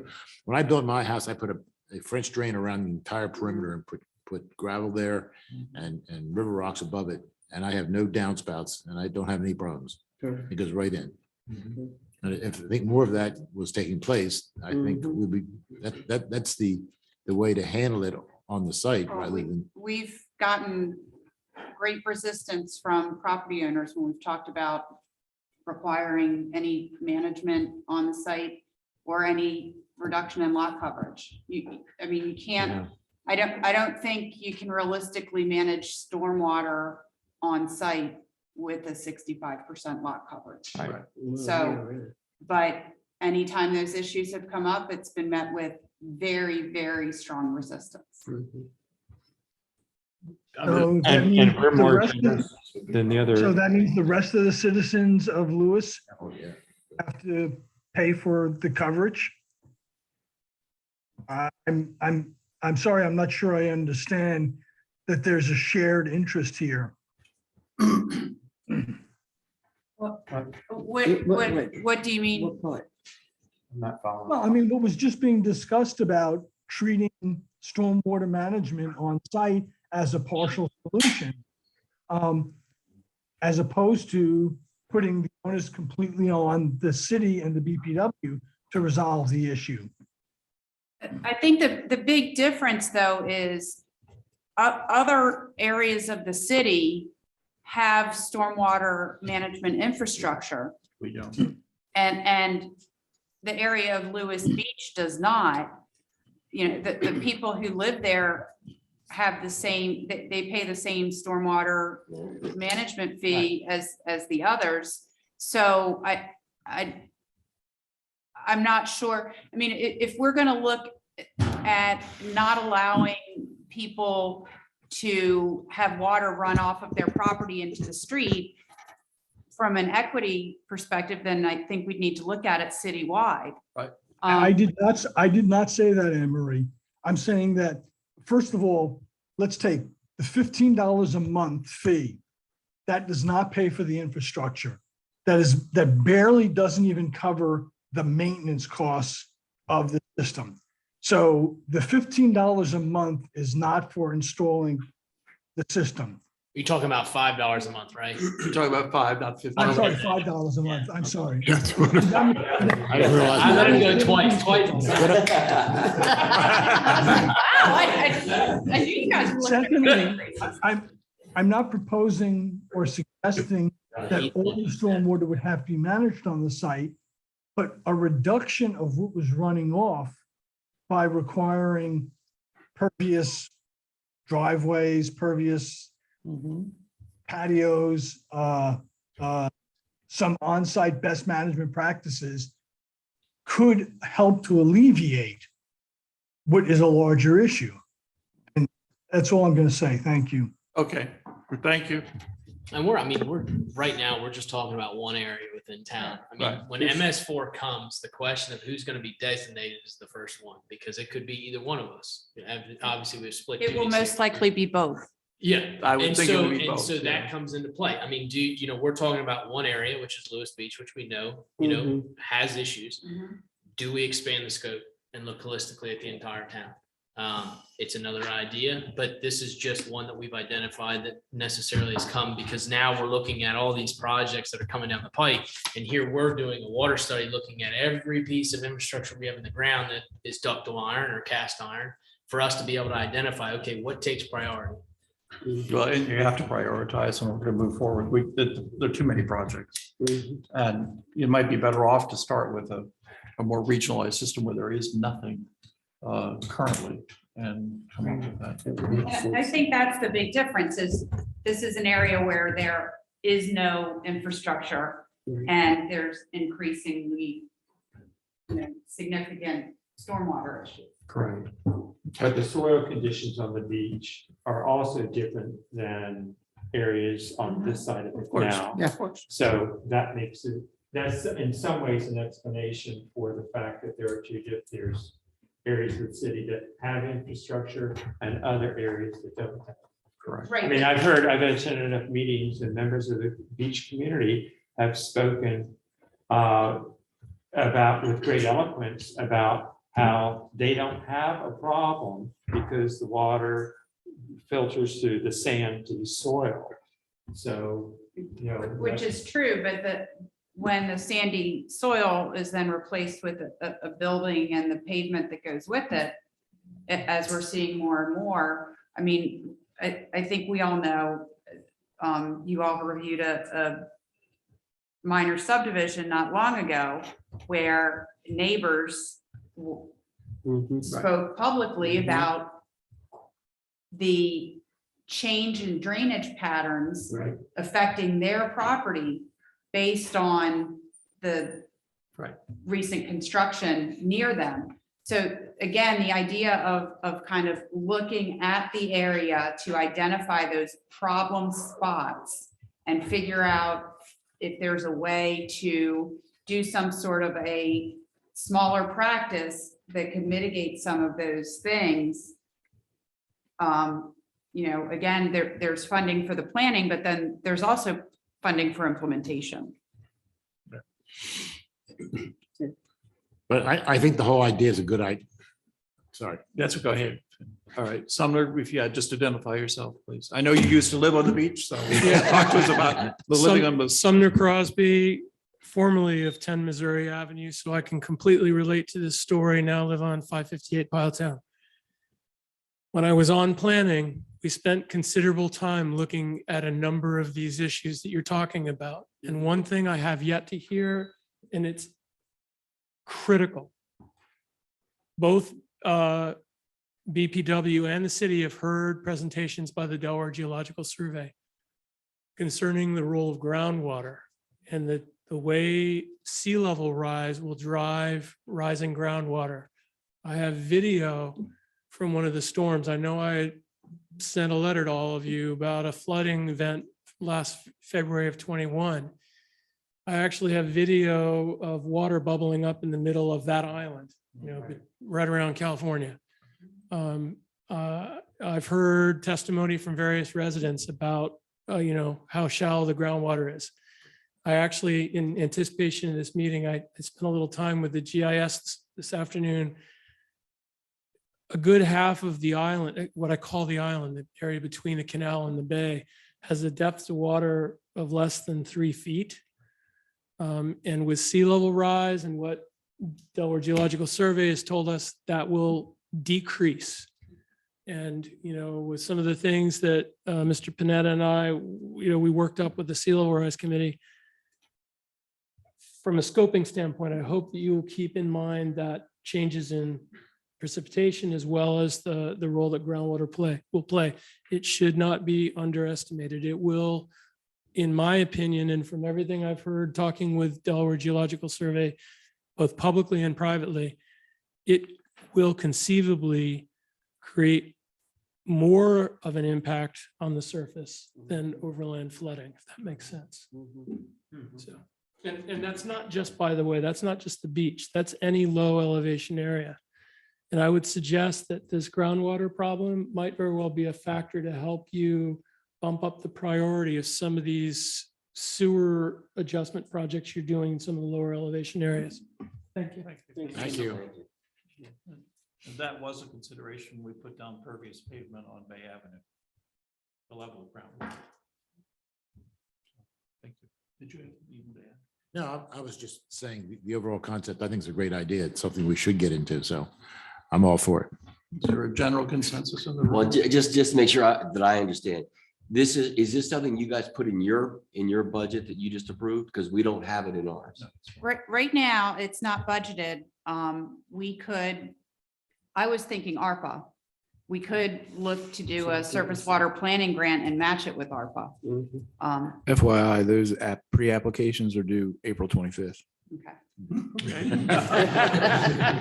So You would be busy between the So I now and the think, 21st. you know, the fund, we would look to use memorized. the funding, but I did look and it is eligible under ARPA. Okay. My only concern is I have no idea what those costs are and how much ARPA could or couldn't cover of those. That's the only concern that I would have is the prioritization against the entire list. I'm not against the idea, but there is a prioritization needs to take place. That's our treasurer's. Yeah, I He's very worry. sensitive. I got issues. I'm just telling you. And we all do. We all have financial concerns, but I'm looking around the room here. Is there a consensus that we'd like to investigate the possibility of? Yes, and the idea of using ARPA. Okay. Tom, are you with us on that one? Okay, thank you. So Charlie and Alston and Anne Marie, I think we have some direction here to move and look at the possibility of doing that. Okay, then let's move on to the Schley Avenue master plan and master plan for facilities in general. I think everyone in the room is aware that the city has a finite amount of land, and we've been growing, and justifiably so. And City Hall's getting a little crowded, and we have land that we own together in the Schley Avenue corridor. And I know we've talked about the idea of a master plan for that area and how it can be utilized more effectively or efficiently. And I think, the idea is what else can we do? And the city is actively looking. It's pretty well known that we've expressed an interest, should the Army Reserve Center become available, that we would have strong interest in that. And we continue to share that information with our federal delegation. At this point, they haven't removed. And so it's not on any list to be deaccessioned by the federal government. We are not the #1 priority. Obviously, if that parcel becomes available, the federal government has first crack at it, and then other organizations do. The state would have crack at it. So we're pretty far down on the list, but that doesn't negate the possibility that it could happen. So these are things that would enable us. It's a 5-acre parcel. Would enable us to move forward. What is it? 5? The Army Reserve Center. Yes. Okay. And so that would be, if we were able to get that, that would be a significant benefit where the DPW and the city could co-locate in a building. If we were to build it, that would require us probably having a bond in order to make that happen.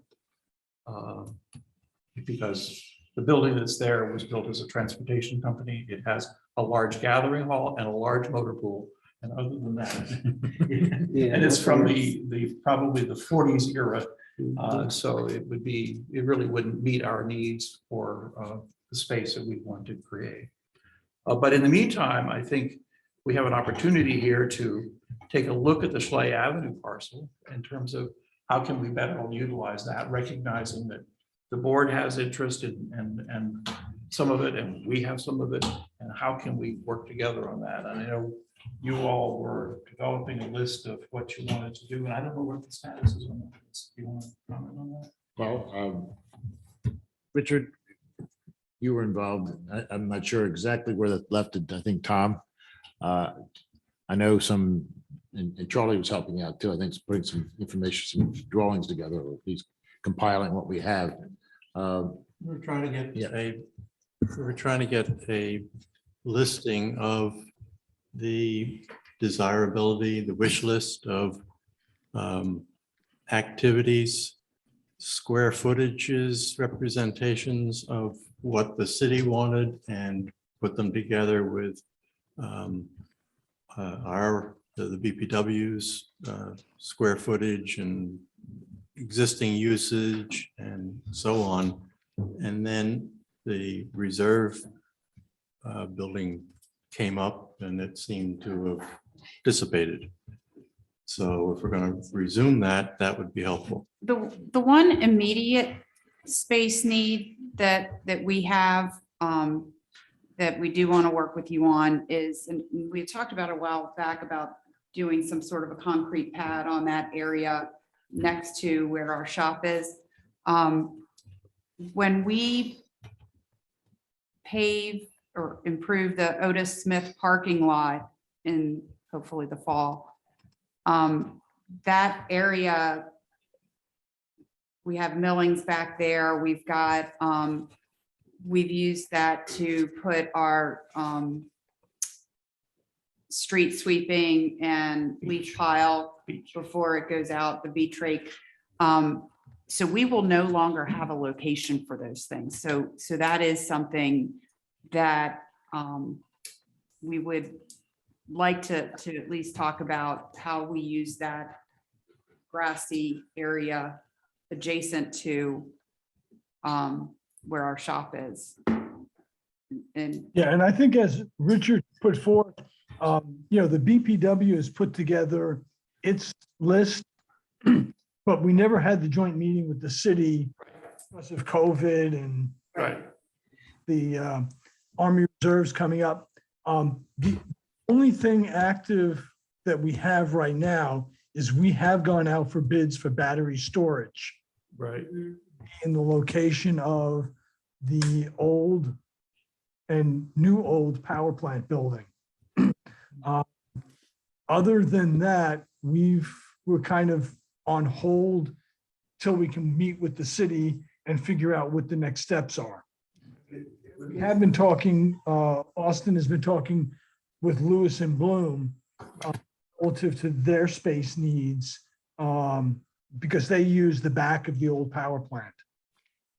Does it make sense maybe to, I know Lewis loves committees, so does it make sense to have a staff committee? So you have like a Rick Melendez and different stakeholders so that use Schley meet and better understand each other's, how they use, because frankly, I don't know.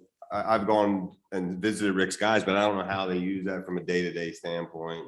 Same for you guys. So I'd be so far removed to understand, what your day-to-day needs are down there. So does it make sense maybe to throw together a working group of stakeholders, including Lewes and Bloom, if they're a stakeholder down there? Tom, I know you. I leave that up to Austin. How close are you to finalizing the proposals on the battery system? I mean, do you think next 6 months we'll get that resolved? Well, we expect the bids back by the middle of April. And from that point, we'll start negotiations, hopefully. Okay. All right, so you think you'll have something by the middle of April? And Tom, I'm glad you mentioned the Lewes and Bloom group because I know that they're very concerned about the conversation about the battery opportunity coming up and how does that impact what they do. Certainly, I think all of us could agree that Lewes and Bloom is a very, very important part of the beautification of the city. And I don't think anybody's trying to displace them, but there is other needs to utilize the space. And so I think if we're going to have a working group, we should, since they've been a long-term user of the space, we should certainly include them as part of that discussion. And Austin and I met with Lewes and Bloom, and we've reassured them that, we are very, very sympathetic to their needs. They do so much for this community, and asked them to put together what their space needs are, because a large portion of what they need is actually outdoor space. Exactly. Yeah. Some inside space. Right. So I know, and Austin, I'm not sure since we met with them, if you heard back on if they've gotten put together their space needs, but they were going to meet separately, figure out, because as they said, as we all do, they've expanded to fill the space that they have. A lot of it isn't actual stuff that they use anymore. So they have to go through and start culling through the basement, if you will. I think those discussions have started, Tom. I've had some contact with some of the leadership of Lewes and Bloom saying that they have been looking at what other space might work for them. So I think reactivating that conversation with them or bringing them into a group, if we're going to have a group, would be critical to making sure that we understand what their needs are and how can we address them. Yeah, I had a quick conversation with him, kind of leading out of the weekend. And one of the ideas was to utilize the Blue House, but then I lose the Blue House. Okay. And that's where I run into an issue because I have 5 guys down there And I'm looking at having a 6th or 7th in the future as more work comes on. And so then I have to find a place for them. Right. And so space is really the long-term discussion. And I expand, in my mind, I expand this past just Schley Avenue and just talking facilities in general. Right. Because it's a broad topic Right. that is going to just become And- harder and harder. Oh, go ahead. So I was going to say, there's kind of the short term, the medium term and the long term Right. that I think we need to figure out, because the long term, there are unknowns, but then there's also more opportunity. But then you can't say, well, one day we might have the armory, so therefore we don't need to worry about where we do whatever. I support Andrews, even though it's another committee, but I personally think it would be. Let's not make it a committee. Let's just say, Work- have staff work together. Yeah, I think And working. with Lewes and work- Bloom. I think a working group might be, we have a lot of committees. Working group, that's the words. I have a question for you, Austin. Does the BPW's equipment yard meet your expectations and needs today? Oh, that's a loaded question. That's not a planted I'm question. I'm having to modify some aspects of what exists today. So we utilize the middle of the yard to really house like transformers, extra wire, fire hydrants. And then as you reach out, the older buildings on the back, where we're running into issues is that the depth isn't necessarily starting to accommodate as vehicles get larger and larger. So we just ordered a bucket truck that was 16 months. And that truck won't fit in the front. So now I have to put it in the back and I have like 1 foot to work with. So as you start and I mean, it's not like they've got any smaller than what we purchased 20 years ago. Right. So even in the existing, I'm sure people have seen the tarp on the front of the existing white block, cinder block building. Right. We ordered a garage door and we need a piece of steel installed and we need 1 block taken off on the sides and on the top to put in a bucket truck. So we're modifying existing because theoretically it's cheaper than putting new up. Yeah, you're making do. This is real low hanging fruit, probably. What is the purpose? What use does the blue house serve now? I've never known what that does. It houses the water and wastewater and stormwater department. Okay, so they actually have you have offices in there. Yep. They actually work from there. Yep. Okay, thank you. There used to be a really tiny office that split both sets of buildings on the back. It was basically adjacent to the church. And it was so small. So we actually, the blue house was there and it was just not utilized. So we Right. retrofitted to put heat and AC. And so those guys work out of the blue house. Okay, and have you had to work with GMB or some, to do, you're not thinking about redesigning your space over there, are you? You're just making do with what you presently have. Is that correct? Correct. But You're not rearranging things. And that's one of the discussions we had with Lewes and Bloom, because nobody wants to have the conversation of necessarily saying, well, this building may not exist in 6 months or 8 months or 12 months. The fact of the matter is that I have to now relocate everything that's in that building. So all the meter pits, all the meters, all my equipment. I got a vac trailer in there. I have all the light, the mobile light units. I have generators in there. They all have to go somewhere. So I'm essentially kicking myself out as well. Right. So space is really the common denominator between everybody. Okay, thank you. And just, going back to Lewes and Bloom, we've given them as much as we can, pretty much assurances that through this season, they will have the space, because we figure by the time we let contract gets mobilized, it's going to be the end of the growing season. So this is not something for the impending, but going into the fall, if we proceed, it will be. Right. Yeah, and the other thing you have to factor in is, as you acquire more equipment, and we certainly have acquired more equipment too, is the longevity of that equipment is a large part related to whether or not you can store it inside or not. One thing I was thinking too is we talked about at one point putting some against the fence there. Yeah. Yeah, sort of overhang. Right. any kind of protection is going to protect a vehicle or a piece of Right. equipment. I noticed in our situation, we have some pieces of equipment that are just sitting out in an open area Yeah, that really should be better protected than they are. yeah. So I think this working group can come together with some recommendations, can bring it back, and we'll have. I think the way that Emory structured is small, medium, and long-term goals. Yeah, of course. You Yeah. know, that had to be something that could work for both BPWM decision. Correct. where you can go with it. Okay. So moving then on to the 5G update and wireless antennas update. Obviously, every surrounding community has had something doing with 5G. And we kind of behind the curve on that at this point in terms of working directly with them, I think. But if you want to bring us up to date on where we are.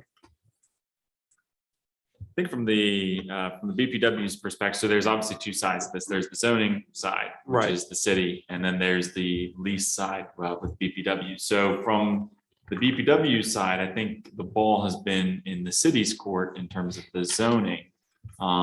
But we have not done anything specific relative to the pole lease, other than being more reactive. But Austin, you want to add? I was just gonna say, and Emery, you can chime in, is that there was, gosh, was it 2 years ago? It was when Tom was still here. I believe it was Tom, Janelle, and all of us were working on a policy that was the That was start. done. Yes, and that was, it's a joint Right. application per se that has a BPW portion of it and then a city Right. portion of it. And the zoning was passed, and I think we just haven't had anybody apply. So I think we're positioned and ready. We just haven't had any requests. But I think we do need to look at, some of what surrounding communities are doing in terms of what they're allowing, in terms of what those poles look like, if they're putting up separate ones and things like that. Well, we did that. when- Yeah. Ours are done, but in light of some of the things that have come forward, I think it wouldn't hurt to review, because that's a couple of years old. Right, but we were very specific as to the appearance, especially in like the historic district area. Right. So I think what we developed will work. I think, Dewey Beach had a number of problems. Yes, they have. Most Wow. notably that all of the streets in Dewey Beach are Dot roads, and the state kind of preempted Yeah. the local government ability to regulate those that are on Dot Correct. roads. So I think that was the primary issue there, but I mean, and I wasn't directly involved. It was Tom put a lot of time into it. Sure. And then Janelle, once Tom left, really looking at how other communities in the country that care about aesthetics dealt with it in their zoning. And you were involved in that as well, Glenn. I was involved some. I will say that, as time has went by, I've learned more and more about 5G technology and stealth technologies and the rollout and how aggressively some of the wireless communications providers are being about it. So, we've been through it now almost 3 times in Rehoboth Beach. We had revised the ordinance because of different things they wanted to do on the boardwalk. And thankfully, we've been able to kind of fend some of that off. But, I wonder about our ordinance in Lewes, if they wanted to put a pole, at Johnny Walker Beach or something, do we really have some built-in protections there or not? And what type of pole would they put and what does it look like? And so it might be worth revisiting it. I will think it's say worth a that review. Dewey and Rehoboth now have used a woman named Julia Elias at CTC Technologies. Right. And she's super good, super knowledgeable, very efficient. So to the extent you wanted to spend the money on a consultant, I think that having them do a one-over on the ordinance to see where it stands. I might think be reviewing it money in well. light, since we've had no applicants and it's a couple of years old, it's worth looking at. Just make sure that it's still consistent, because it is a very, when we first developed that policy, I think I provided some pictures of 5G networks that were in historic areas and other areas, and some of them look great and some of them really don't. And how has that technology changed? And We've been told that they are very willing to work with us or work with any municipality in terms of color and size and design, but are we tightened up enough that we can go forward comfortably? So I think The other thing, Mayor, sorry to interrupt. The please. other thing that's happened is maybe close to 2 years ago now, there's a case decided by the US Supreme Court, Portland, Oregon challenged some of the FTC regulations, and that resulted in a little bit of a relaxation of what municipalities can do with respect to aesthetics. So it was pretty tight, didn't allow the cities to do much. Now it's kind of loosened a bit. So there might be opportunities to add some of that language into our ordinance. Okay. So can you get the contact information for her? Sure. Great, thank you. We ought to look at it from both sides of the policy. So then moving on, the BPW and City Lewes deeds update. Glenn, you want to talk about that? I think you and Mike have been working on that. Sure. When you say me and Mike did the yeoman's effort of getting them all drafted. So they've all been drafted, and I reviewed them. There was a little bit of language I discussed with City Council in the upfront language. Substantively, they're all correct though, but Mike and I have had an exchange, and there's one small edit we're going to make, and then they'll be good to go. You agree? Okay, I agree. Those should be done shortly. perfect. Thank you very much. I'm sorry it's taken so long, but glad we got it. Thank you for your work on that, Mike. Yeah, right, Mike.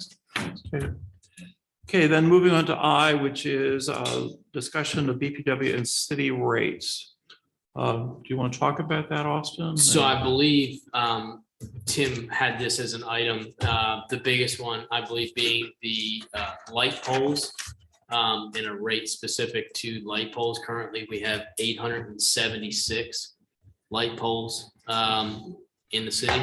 And the way that it's all structured is essentially you get the reading from one, you multiply it by 876, and you get your number. And that's what's billed every month. It's been like that since I've been here and beyond. Tim, do you want to expand?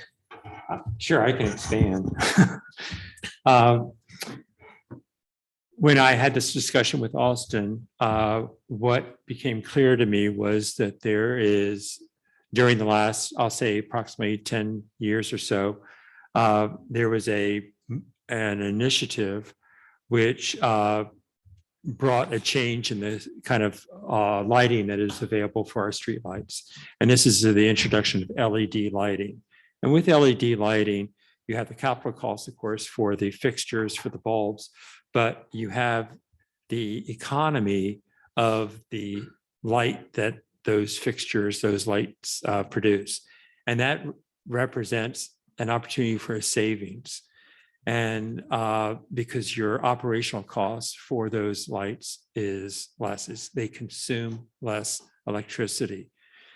And so my question has been, it seems to me this would be a good opportunity for us to revisit this formula and to what I will call correct it, write it, where we would actually more likely be more accurately billed for what these lights are actually consuming in kilowatts. Now, that's one aspect of what my concern or my suggestion is. The other part of this, and this is some of Tim's wild and crazy thinking, is the idea that we have another one of these bifurcated systems here. And it's my understanding that the fixtures, we have a joint ownership or a joint responsibility relationship between the BPW and the city. And I would suggest that there would be reason for us to study and possibly separate from the city's responsibility the portfolio of lights that are available for different applications in the city, and make that all part of the BPW's responsibility, so that the poles, the fixtures, the maintenance, everything would be handled by one party, one entity, When the bulbs go out, they stop working, a call would be made to the BPW, and the BPW would be responsible for responding to those service calls. Don't And we do that? and now? what I'm thinking of is that there would be, we could develop what I would call a flat rate. This is typical what utilities, electric utilities use for municipal lighting. And depending upon the consumption of the light fixture, the municipality pays X amount. And we have throughout the city, we have the LED lighting, we have what I will call the carriage style lighting. And I'm not sure how, we have different lighting, for example, down at the beach parking lots. And all those could be worked into a flat rate depending upon which fixture is installed, and the management, the ownership, et cetera, would all be folded under the BPW and taken away from the city's oversight. We would still be responsible for paying for the lights, the benefits that are derived, but the actual management piece would be become part of BPW. And we manage to a degree. There's where you get into this very odd, I guess, section is when you have, and we've been approached, when you have a development that may have all of the same streetlights. And they may say, you may have one homeowner that comes in and says, I want to switch this street light out or all the streetlights out to something totally different. Well, in that case, the board's taking what was the standard for that community and it's now becoming a non-standard. And so since I've been here, what I've been doing is like, I'll say, well, you need to discuss that with Anne Marie, because then you're changing if you change it for one, you got to change it for all. And so if you go back and you say, no, well, that's more along the lines between your homeowner association and the city, because you're getting in a hole, you're changing out, may have to retrofit the existing light. So you start to get in above and beyond what is general maintenance, and then you're changing out the infrastructure completely. And that is something that is in that gray area, because who makes that call? Well, and what I might add on to that, and I don't disagree with what Tim is saying, but street lighting is currently in the zoning codes and 190 and 170. And planning commission determines whether street lighting is acceptable or not for developments, with obviously GMB's input. So that is a part that BPW has no input into. So we have to be careful about the code issues also. May I respond to that, Tom? I would suggest that that there would be a need for what I will call I've referenced it as a portfolio. It would be a product offering that would be approved, if you will, by the planning commission, possibly endorsed by the city council. It would be something that the BPW would be included in that discussion. But the critical thing is that we would have a menu from which a developer could choose, or the planning commission would reference as they review the plans. And it would then be a matter of simply the infrastructure would be put in by the developer in the case of a plan that is being reviewed by the planning commission. And the planning commission would assign a particular standard for that application for a subdivision.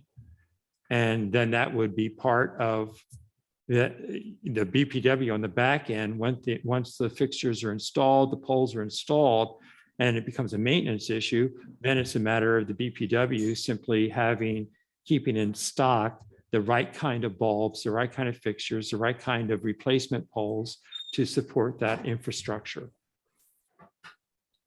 Yeah, and I don't disagree with what the intent is there. It's just that right now, the way the system works is the city does not have a cafeteria list of, Oh, I understand. and isn't the that- isn't that a developer, city one second, thing? let me finish. Yeah, Let me I'm sorry. What the developer is doing is they're designing a community and they're choosing a light fixture that they want to use that's harmonious with their community. And then it goes to a planning commission. Correct. So if you want to change that, I'm totally okay, but I that's. guess right. I'm a little confused. I mean, the BPW shouldn't be involved in picking out the lighting fixture, right? Yeah, I'm not, I mean, and so our only role, as I see it, is installing the fixture. If it's, no, it's not our, we don't even No. install it. No, Developer. no, the So- developer So how does. about in town? Who- Pardon? Who, when we replace, Replacement, you guys would do a replacement. yeah, Depends. Second Street's a very unique one because Second Street has unique Fixtures poles. and poles. but I guess, I think our only role should be is putting the lights in that you ask for, whether it's the city or the developer, and charging for them and charging for any time it takes to change them out even. Yeah, I think Isn't that that, the way it works now? well, I think where you get into this very unique perspective is where you have certain communities that are saying, well, I want to go dark sky. Well, isn't that, That's where I've been. that's all, that should all be on them. Why are we getting involved in that? Again, there are two issues here I think we need to keep focus on. First of all, the idea of possible overcharging that is presently being practiced. We have 876 poles. Well, that's There's- a different subject. I think. I understand, but that needs to be identified and And I agree, understood. yeah. And the fact that we are using LED lighting in the city and what is being metered is based upon possibly mercury vapor, sodium vapor, that needs to be corrected. That's- Okay, that consumption needs to be corrected. I understand and agree with that. Okay. I'm just, the other part, I'm not quite sure I understand. What, we only have one role. Well, what I'm suggesting is that it would be a matter of with a properly constructed rate structure where, again, you would create a flat rate depending upon the type of fixture, which is based upon its operating costs, based upon its projected life of the hardware. Then you roll that in, you create a flat rate, and then you bill according to that flat rate. It would be a much more accurate way of being compensated than what we presently have. I guess the part he's confused, I was a little bit too, is the maintenance of it. So you were referring to the part where they would essentially be. Well- You'd call them to replace and maintain this, but that Correct. seems like that's occurring. Right, but the maintenance of that fixture it's a city, it's part of the city's infrastructure presently. And what I'm suggesting is that the BPW would have in its rate structure would be in their monthly, whether they're paid for monthly, it would include some aspect of that rate would include the maintenance of keeping that lot, that, Why wouldn't we just charge you for whatever cost that we incur? I mean, Well, the one project on the same lighting type fixture might require more man hours or so forth. well, not if you standardize it though. Not if you standardize your, Well, why would you want to standardize? We wouldn't want to standardize it because we might give the wrong number and be burned here or be taking too much money from you here. Why not just charge You like any guys- other You guys business? don't charge now when you go You out. change out a light bulb. I mean, Right.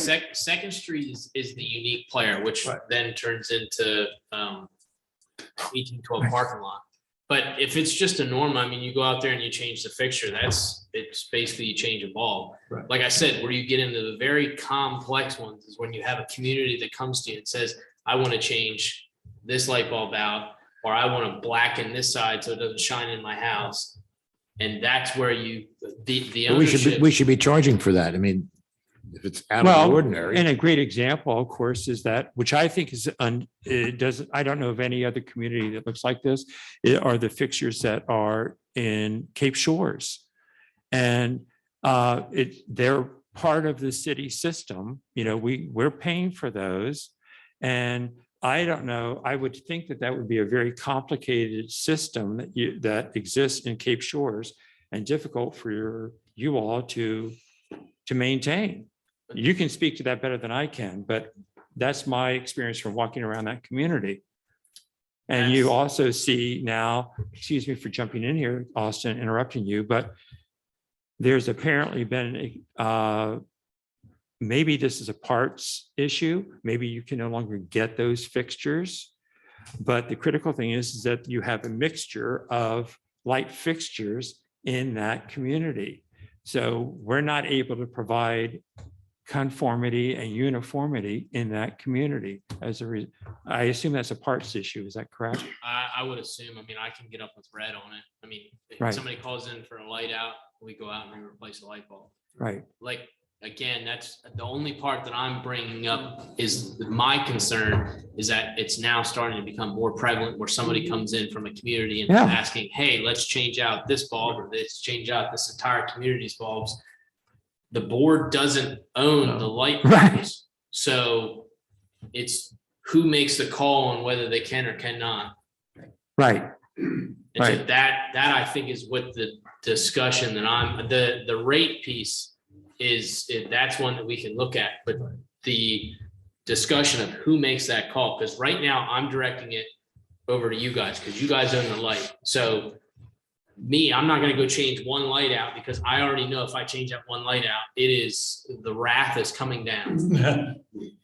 Yeah, exactly. And Cape Shores is a prime example. There's a huge discussion on whether or not they should go to dark sky. Right. Who makes that call? So it's not the BPW. That's my point. That's all that kind of thing is not ours. So it's the only person left is. the Well, city. but if there That's is a fitting. decision, for example, to acknowledge and accommodate dark skies, then who makes that? That becomes a city issue, a city expense? Sure. Both. Well, what I'm proposing would, Both. We just provide the power and change the bulbs. Replace the light bulbs. Really? okay, So Tim, right now, we don't charge the city for replacing light bulbs for the time and the material, or for the time. well, Change the light no, bulb. no, but you also, but you are being compensated for it by the way that it's your metering. We're charging for the electric, Right, but we're not Charging the charging for the consumption. change for in the consumption, light bulb. right. That's And a that diff- that's a consumption, di- That's a different topic than, as far as I'm concerned. Yeah. Yeah. Yeah, well, we can it's gotta be- accommodate, Look at how It's we gotta be charge cut- you, if that would help. pardon? We could relook at how I we think charge that's- you and charge you time and material for. No, I'm not suggesting that. I'm suggesting that we actually streamline it and actually make this a product that you provide. That's what I'm suggesting. It would simplify this process altogether. The fact that we have the kind of light fixtures that, again, at Cape Shores, I don't think anyone here knows really what that is costing us to illuminate that community, because it is not a standard fixture in that community. Tommy, you trying to say something? yeah, I was just to say, I fully agree with what, right now, we replace light bulbs, we do maintenance, and we charge for electricity, and we can resolve the electricity rate structure issue easily. Yeah. However, choosing what lights go in, what fixtures go in, has got to stay with the city because it's a health and safety issue. And it's an aesthetic issue, and that should be within the reins of the city and not BPW. Okay. I'll just, I mean, if what anyone's is- interested, I'll be happy to discuss it in greater detail. Okay. That's okay. All right, well, I think the takeaway is that you're gonna look at the rate structure. Yeah, I think since we do have a mix of bulbs, then we should get an idea of maybe have more meters on a couple different. Yeah, I mean, yeah. Until, I think eventually it's all be LED and it'll probably be very close. You going can, forward. We can, Go ahead, Tom. We could probably do something like just figure out how many kilowatts a light uses and keep track of how many lights there are. Right. A flat rate that way, rather than even worrying about meters. Right. Right. We Exactly. can look at that. This way, as bulbs get changed out from the old ones to the new ones, the city doesn't get charged the higher rates. I'm totally okay with that. Well, and you know, if you have Cobra lights that are, of that 876, if 500 of them are Cobra lights, you know, you can figure one rate for a Cobra light and something else for whatever other types of lighting. we have. So anyway, okay. We'll keep working on that one. Thank you. Thank you. Moving along, then is a discussion on the electric vehicle charging stations.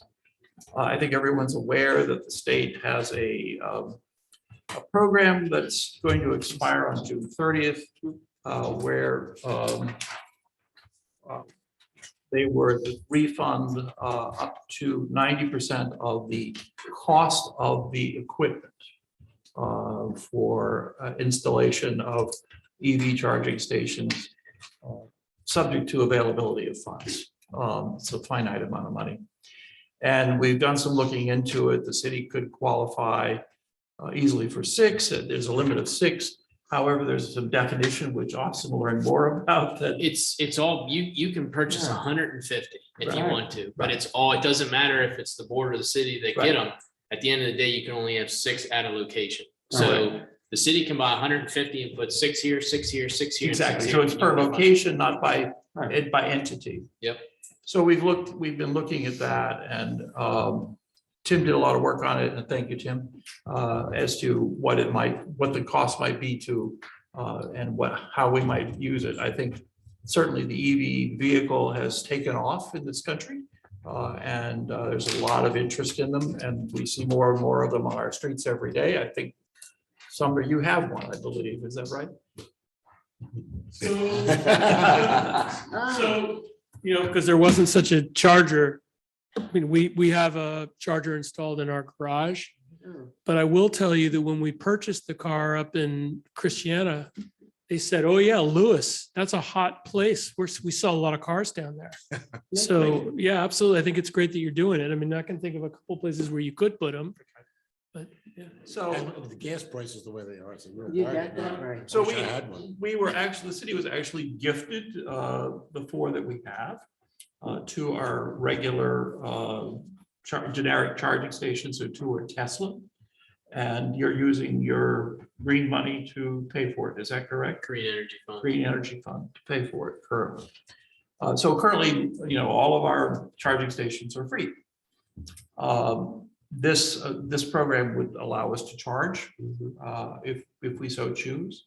And things have changed. And this is all trickle charges or the level 2 charging stations. It's not, no rapid charging stations are included in this grant program that is currently running. So we've done some looking at that. And we know that the ferry has 2, and we know that Wawa has many. And we've heard from a variety of people. The other night, we had a meeting and we were talking about this, and someone was saying that they're perfectly happy having trickle charging stations because they can pick up 30 miles while they have dinner. You know, and like you, we know that there are several homes. I think Carolyn has a neighbor who has a charging station like you do at their home. And so this is obviously where we're headed, it seems as though. And so the issue becomes one of location and costs. And while the state is refunding up to 90% for municipal governments, including the BPW, for the equipment, they are not paid for the installation. So installation is on the municipality.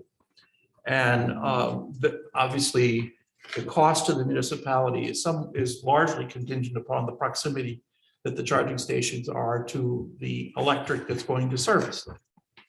And so we've had a variety of reports regarding how much that costs. And we've looked at mostly our parking lots as possible locations. And I can tell you that if you have to go a long distance, it gets very expensive. I did some checking and they recently installed 2 at the Memorial Bridge at the tune of about $40,000 each, because that was the cost of getting the electricity to the location where they wanted it. And those were rapid charging stations. So it's all about where the electricity is. So it's all, so looking around at our, and I'll turn this over to you in a minute, Tim. No, that's fine. Looking at our situation, and we know that this is where levels are today. And this whole technology field will continue to advance. We've looked at places like 1812 Park, Canal Front Park, the 3rd Street lot, not the M&T lot, as possible locations where we could add additional stations, perhaps to the Schley lot. We could add additional stations to the Otis Smith parking lot. Now, how about you? And Canal Front Park, I said Canal Oh, you Front did? Park, yeah. And possibly we've looked at the possibility that the trailhead could be another site in terms of where those are. The library looked at it and decided they have such limited parking, they didn't want to get into it. But those are some places that we've been looking at. And Austin, I don't know if you can provide information about where the electricity is in relationship to where we might install on any of those spots that or any of those lots that I just mentioned. I mean, that's I think the best part would be is if you could identify the areas in which you want them, then we could sit and see how much it will actually cost to get electricity to them. I will tell you that and this I'll make public information, something that I've just done. I've just installed a 2-headed level 2 charging station at the inn, the Canal Square. And my total in cost on that were in the range of $8,000 for the 2. That's equipment and installation, plus an upgrade from a 100 amp panel to a 200 amp panel, all included. So, obviously rates vary according to how close you are to the electric. Where did you put that? I put it down in the courtyard. Down the courtyard. The other part that will complicate that issue is if you are trying to collect a fee for parking in addition to trying to recover your kilowatt costs. So that is a complicating factor that needs to be considered. I did meet with a representative from DRBA, Jeff Foster, and he is the gentleman who's responsible for implementing the charging stations throughout the DRBA, all their different assets, wherever they're locating them, including possibly the same location you described, Ted. It's up by Memorial Bridge, right? Exactly The fast charging station. And the cost for that installation is approaching $500,000 for the fast charging station. They are very, very expensive. It's a 3-phase installation. It's very costly. I would love for us to actually do a fast charging station here, but I don't think we have the means to be able to pull that off. I don't think there's a business plan to support that. The level 2 stations that this rebate program identifies is the level 2 stations, the J1772 connectors. And these are, as what the mayors described, were more or less the charging, the trickle chargers. They're 240 volt. Level 1 is 120 volt. So these are a bump up from that. The fact of the matter is that if you have 2 heads coming from the same charging station, you have a shared power experience. And so the rate at which you are able to recharge your batteries is lessened when there's another car plugged into the adjacent connector. So that affects how long you might have to park to achieve whatever you're trying to achieve as far as recharging. The costs that I receive from this Mr. Foster, based upon the installations that he has completed, not in Delaware, but in New Jersey at the Cape May Station, DRBA facility there, were significantly higher than $8,000. And I have a copy of their estimate.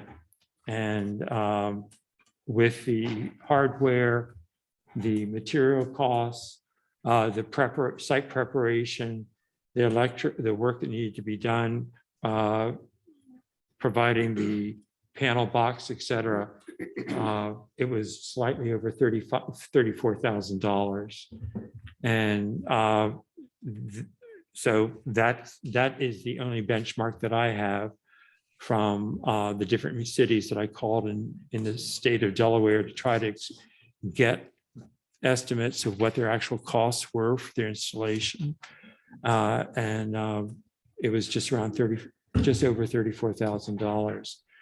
There's a software component to these charging stations, a licensing that comes with that, and it drives up the costs. I don't know what, Austin, have you had an opportunity to do any kind of comparable research with any other people in the community or in the state? So I didn't really do research in terms of trying to identify what the costs were for installing. I did research in finding what other communities are doing as far as charging. So the city of Ocean City charges. They bake it into their usage rate for their parking lot, so they just charge a higher amount. Bethany Beach actually charges per minute, I believe, with a fee to actually swipe the card. So you get charged a fee to swipe the card, and then you get charged per minute for use. One of the things that I think it's Brianne, she had mentioned, is that the possibility of what's to come in the future as far as programs, because obviously this one is getting ready to, I'll use the word expire, but run out. And I think there's been some discussion on what the next phase of this will look like, what the new technology will look like. Obviously the push for EVs is coming out, and you don't really have that many generic fast chargers around, while you have a lot more other Tesla competitors that are utilizing EVs, from Hummer, from Ford. And so they're utilizing these generic chargers that technically really don't have much of an existence in the state right now, across the country, to say the least. And they're all compatible with this same J1772 plug. So, yeah, that's right. So I think as are Teslas too. So I think the state, adapters. I think you can't charge a generic with a Tesla, but you can charge a generic with a Tesla. Right. I think the state recognizes how fast the industry is moving. And I think conversations will probably start to arise as this program comes to an end and the new program comes to fruition.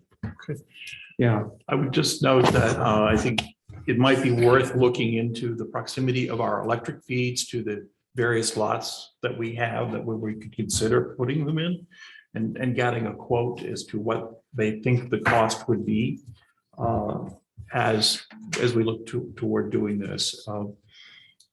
The issue is that the rebate program is time sensitive. The equipment is not readily available. So if you're going to act on it, you need to do it soon. How long did you wait? I ordered it in November, and it was installed last week. Yeah. Okay. So, the final installation was last week. So if we're going to act on it, I would assume that it's more readily available now. The electrical company that installed it, was able to get it, but it took time to get it.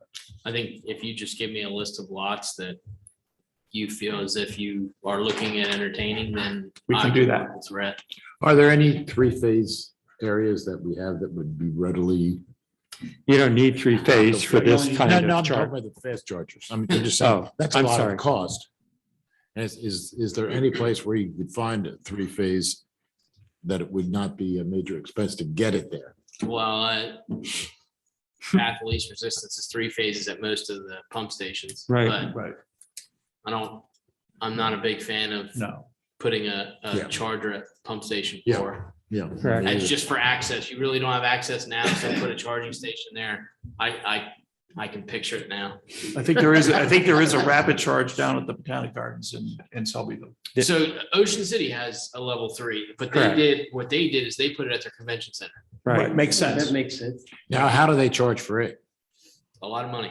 Yeah. They use the same concept. So they have they bake it into the cost of parking, but they charge a higher amount to Right. utilize that Right. parking spot. It's the old formula of time is money.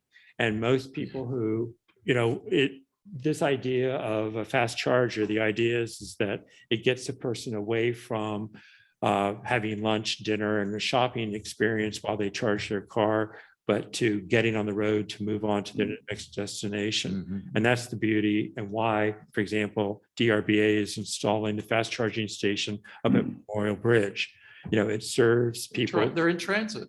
Exactly. They don't want to stick around. What we Exactly. heard the other night from the realtor who spoke to us was that he's perfectly happy to go plug in while he goes, has a 2-hour dinner. Yeah.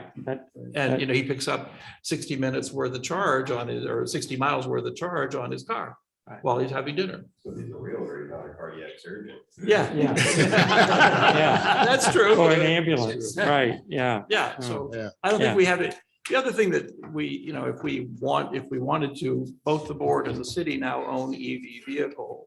We each own one.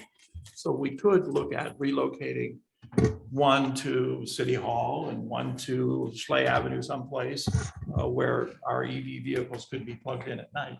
Well, that's- we talked about that when we redo the parking lots of doing exactly that. And I think that the idea of moving, for example, or making a commitment to move the stations, the existing stations to, for example, the City Hall lot, that gets back to that whole business of making sure that your location is not going to require you to put in major infrastructure to support a charging station that isn't going to get much use. Also, Tom? isn't there an issue though with the transformers and the capabilities that they have? Of course, We have it's- to upgrade transformers as well.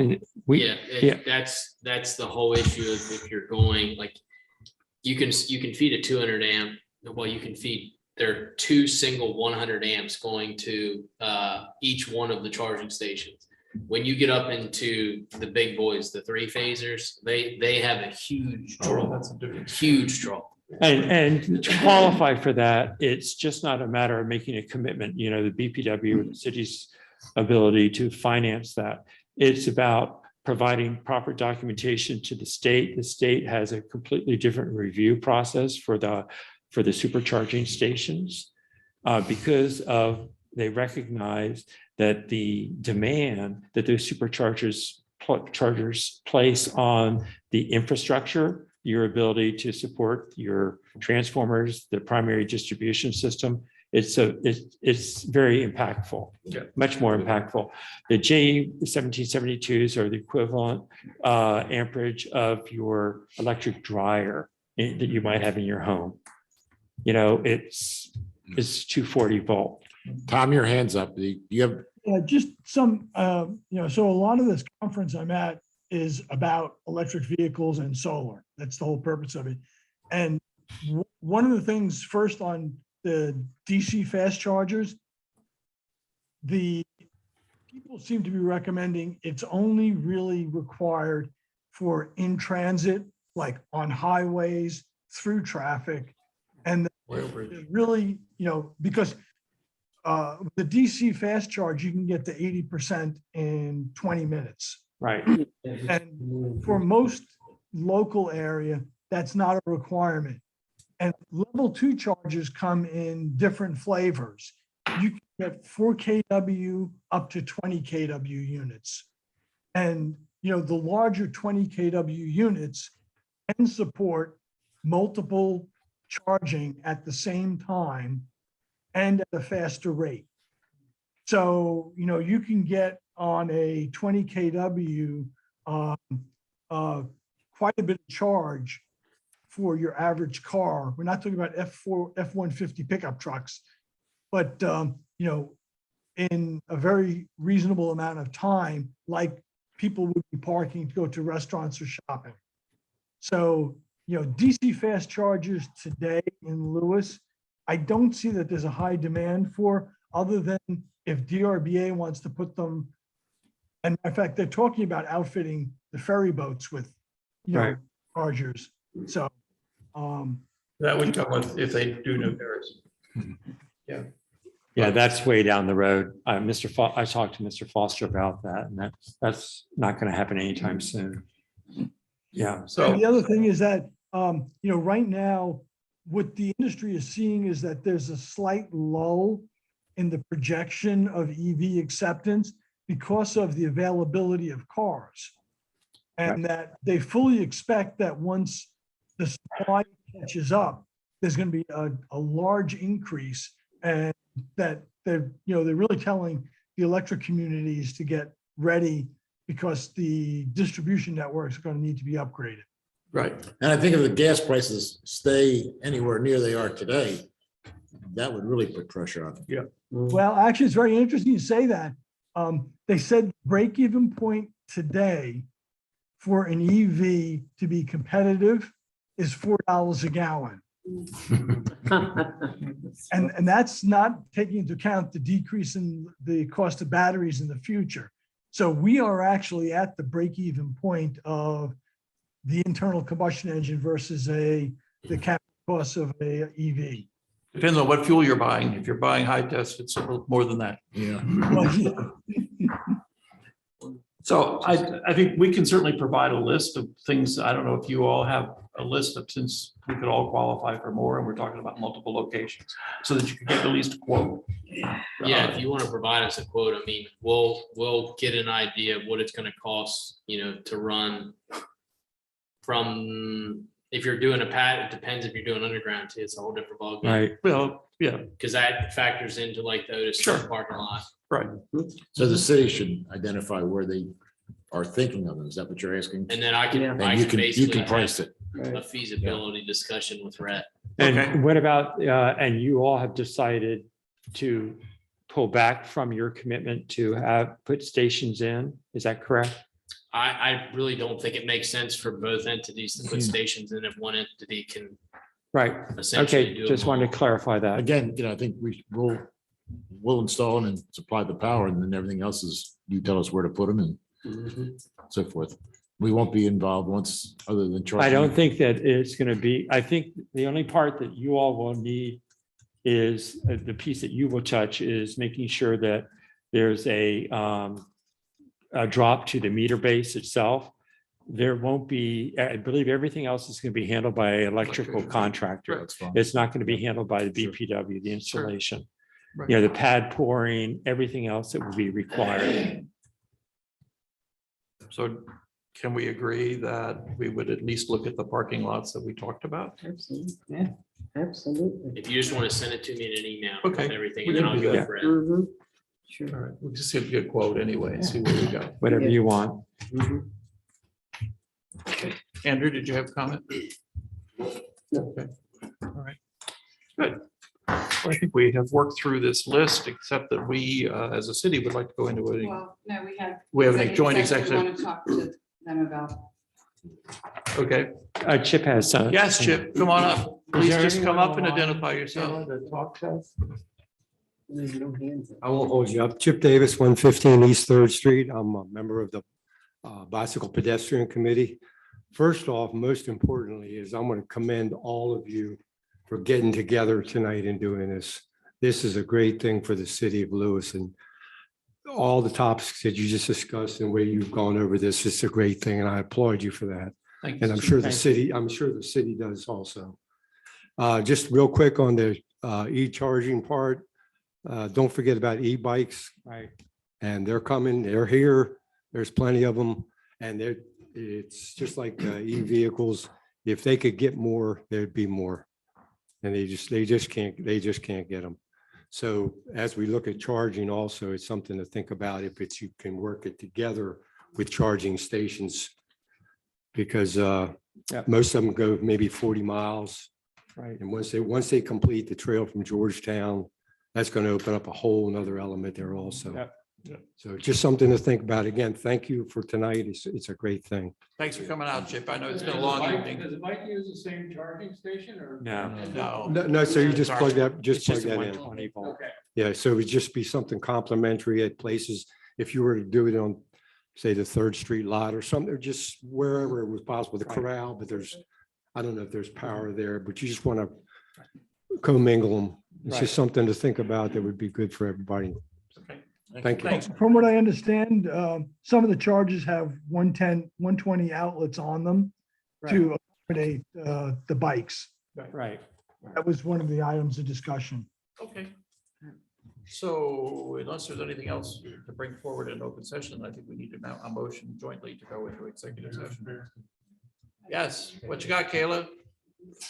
So Paul Evals said that he's watching. He's happy to provide any additional information. We can't hear you.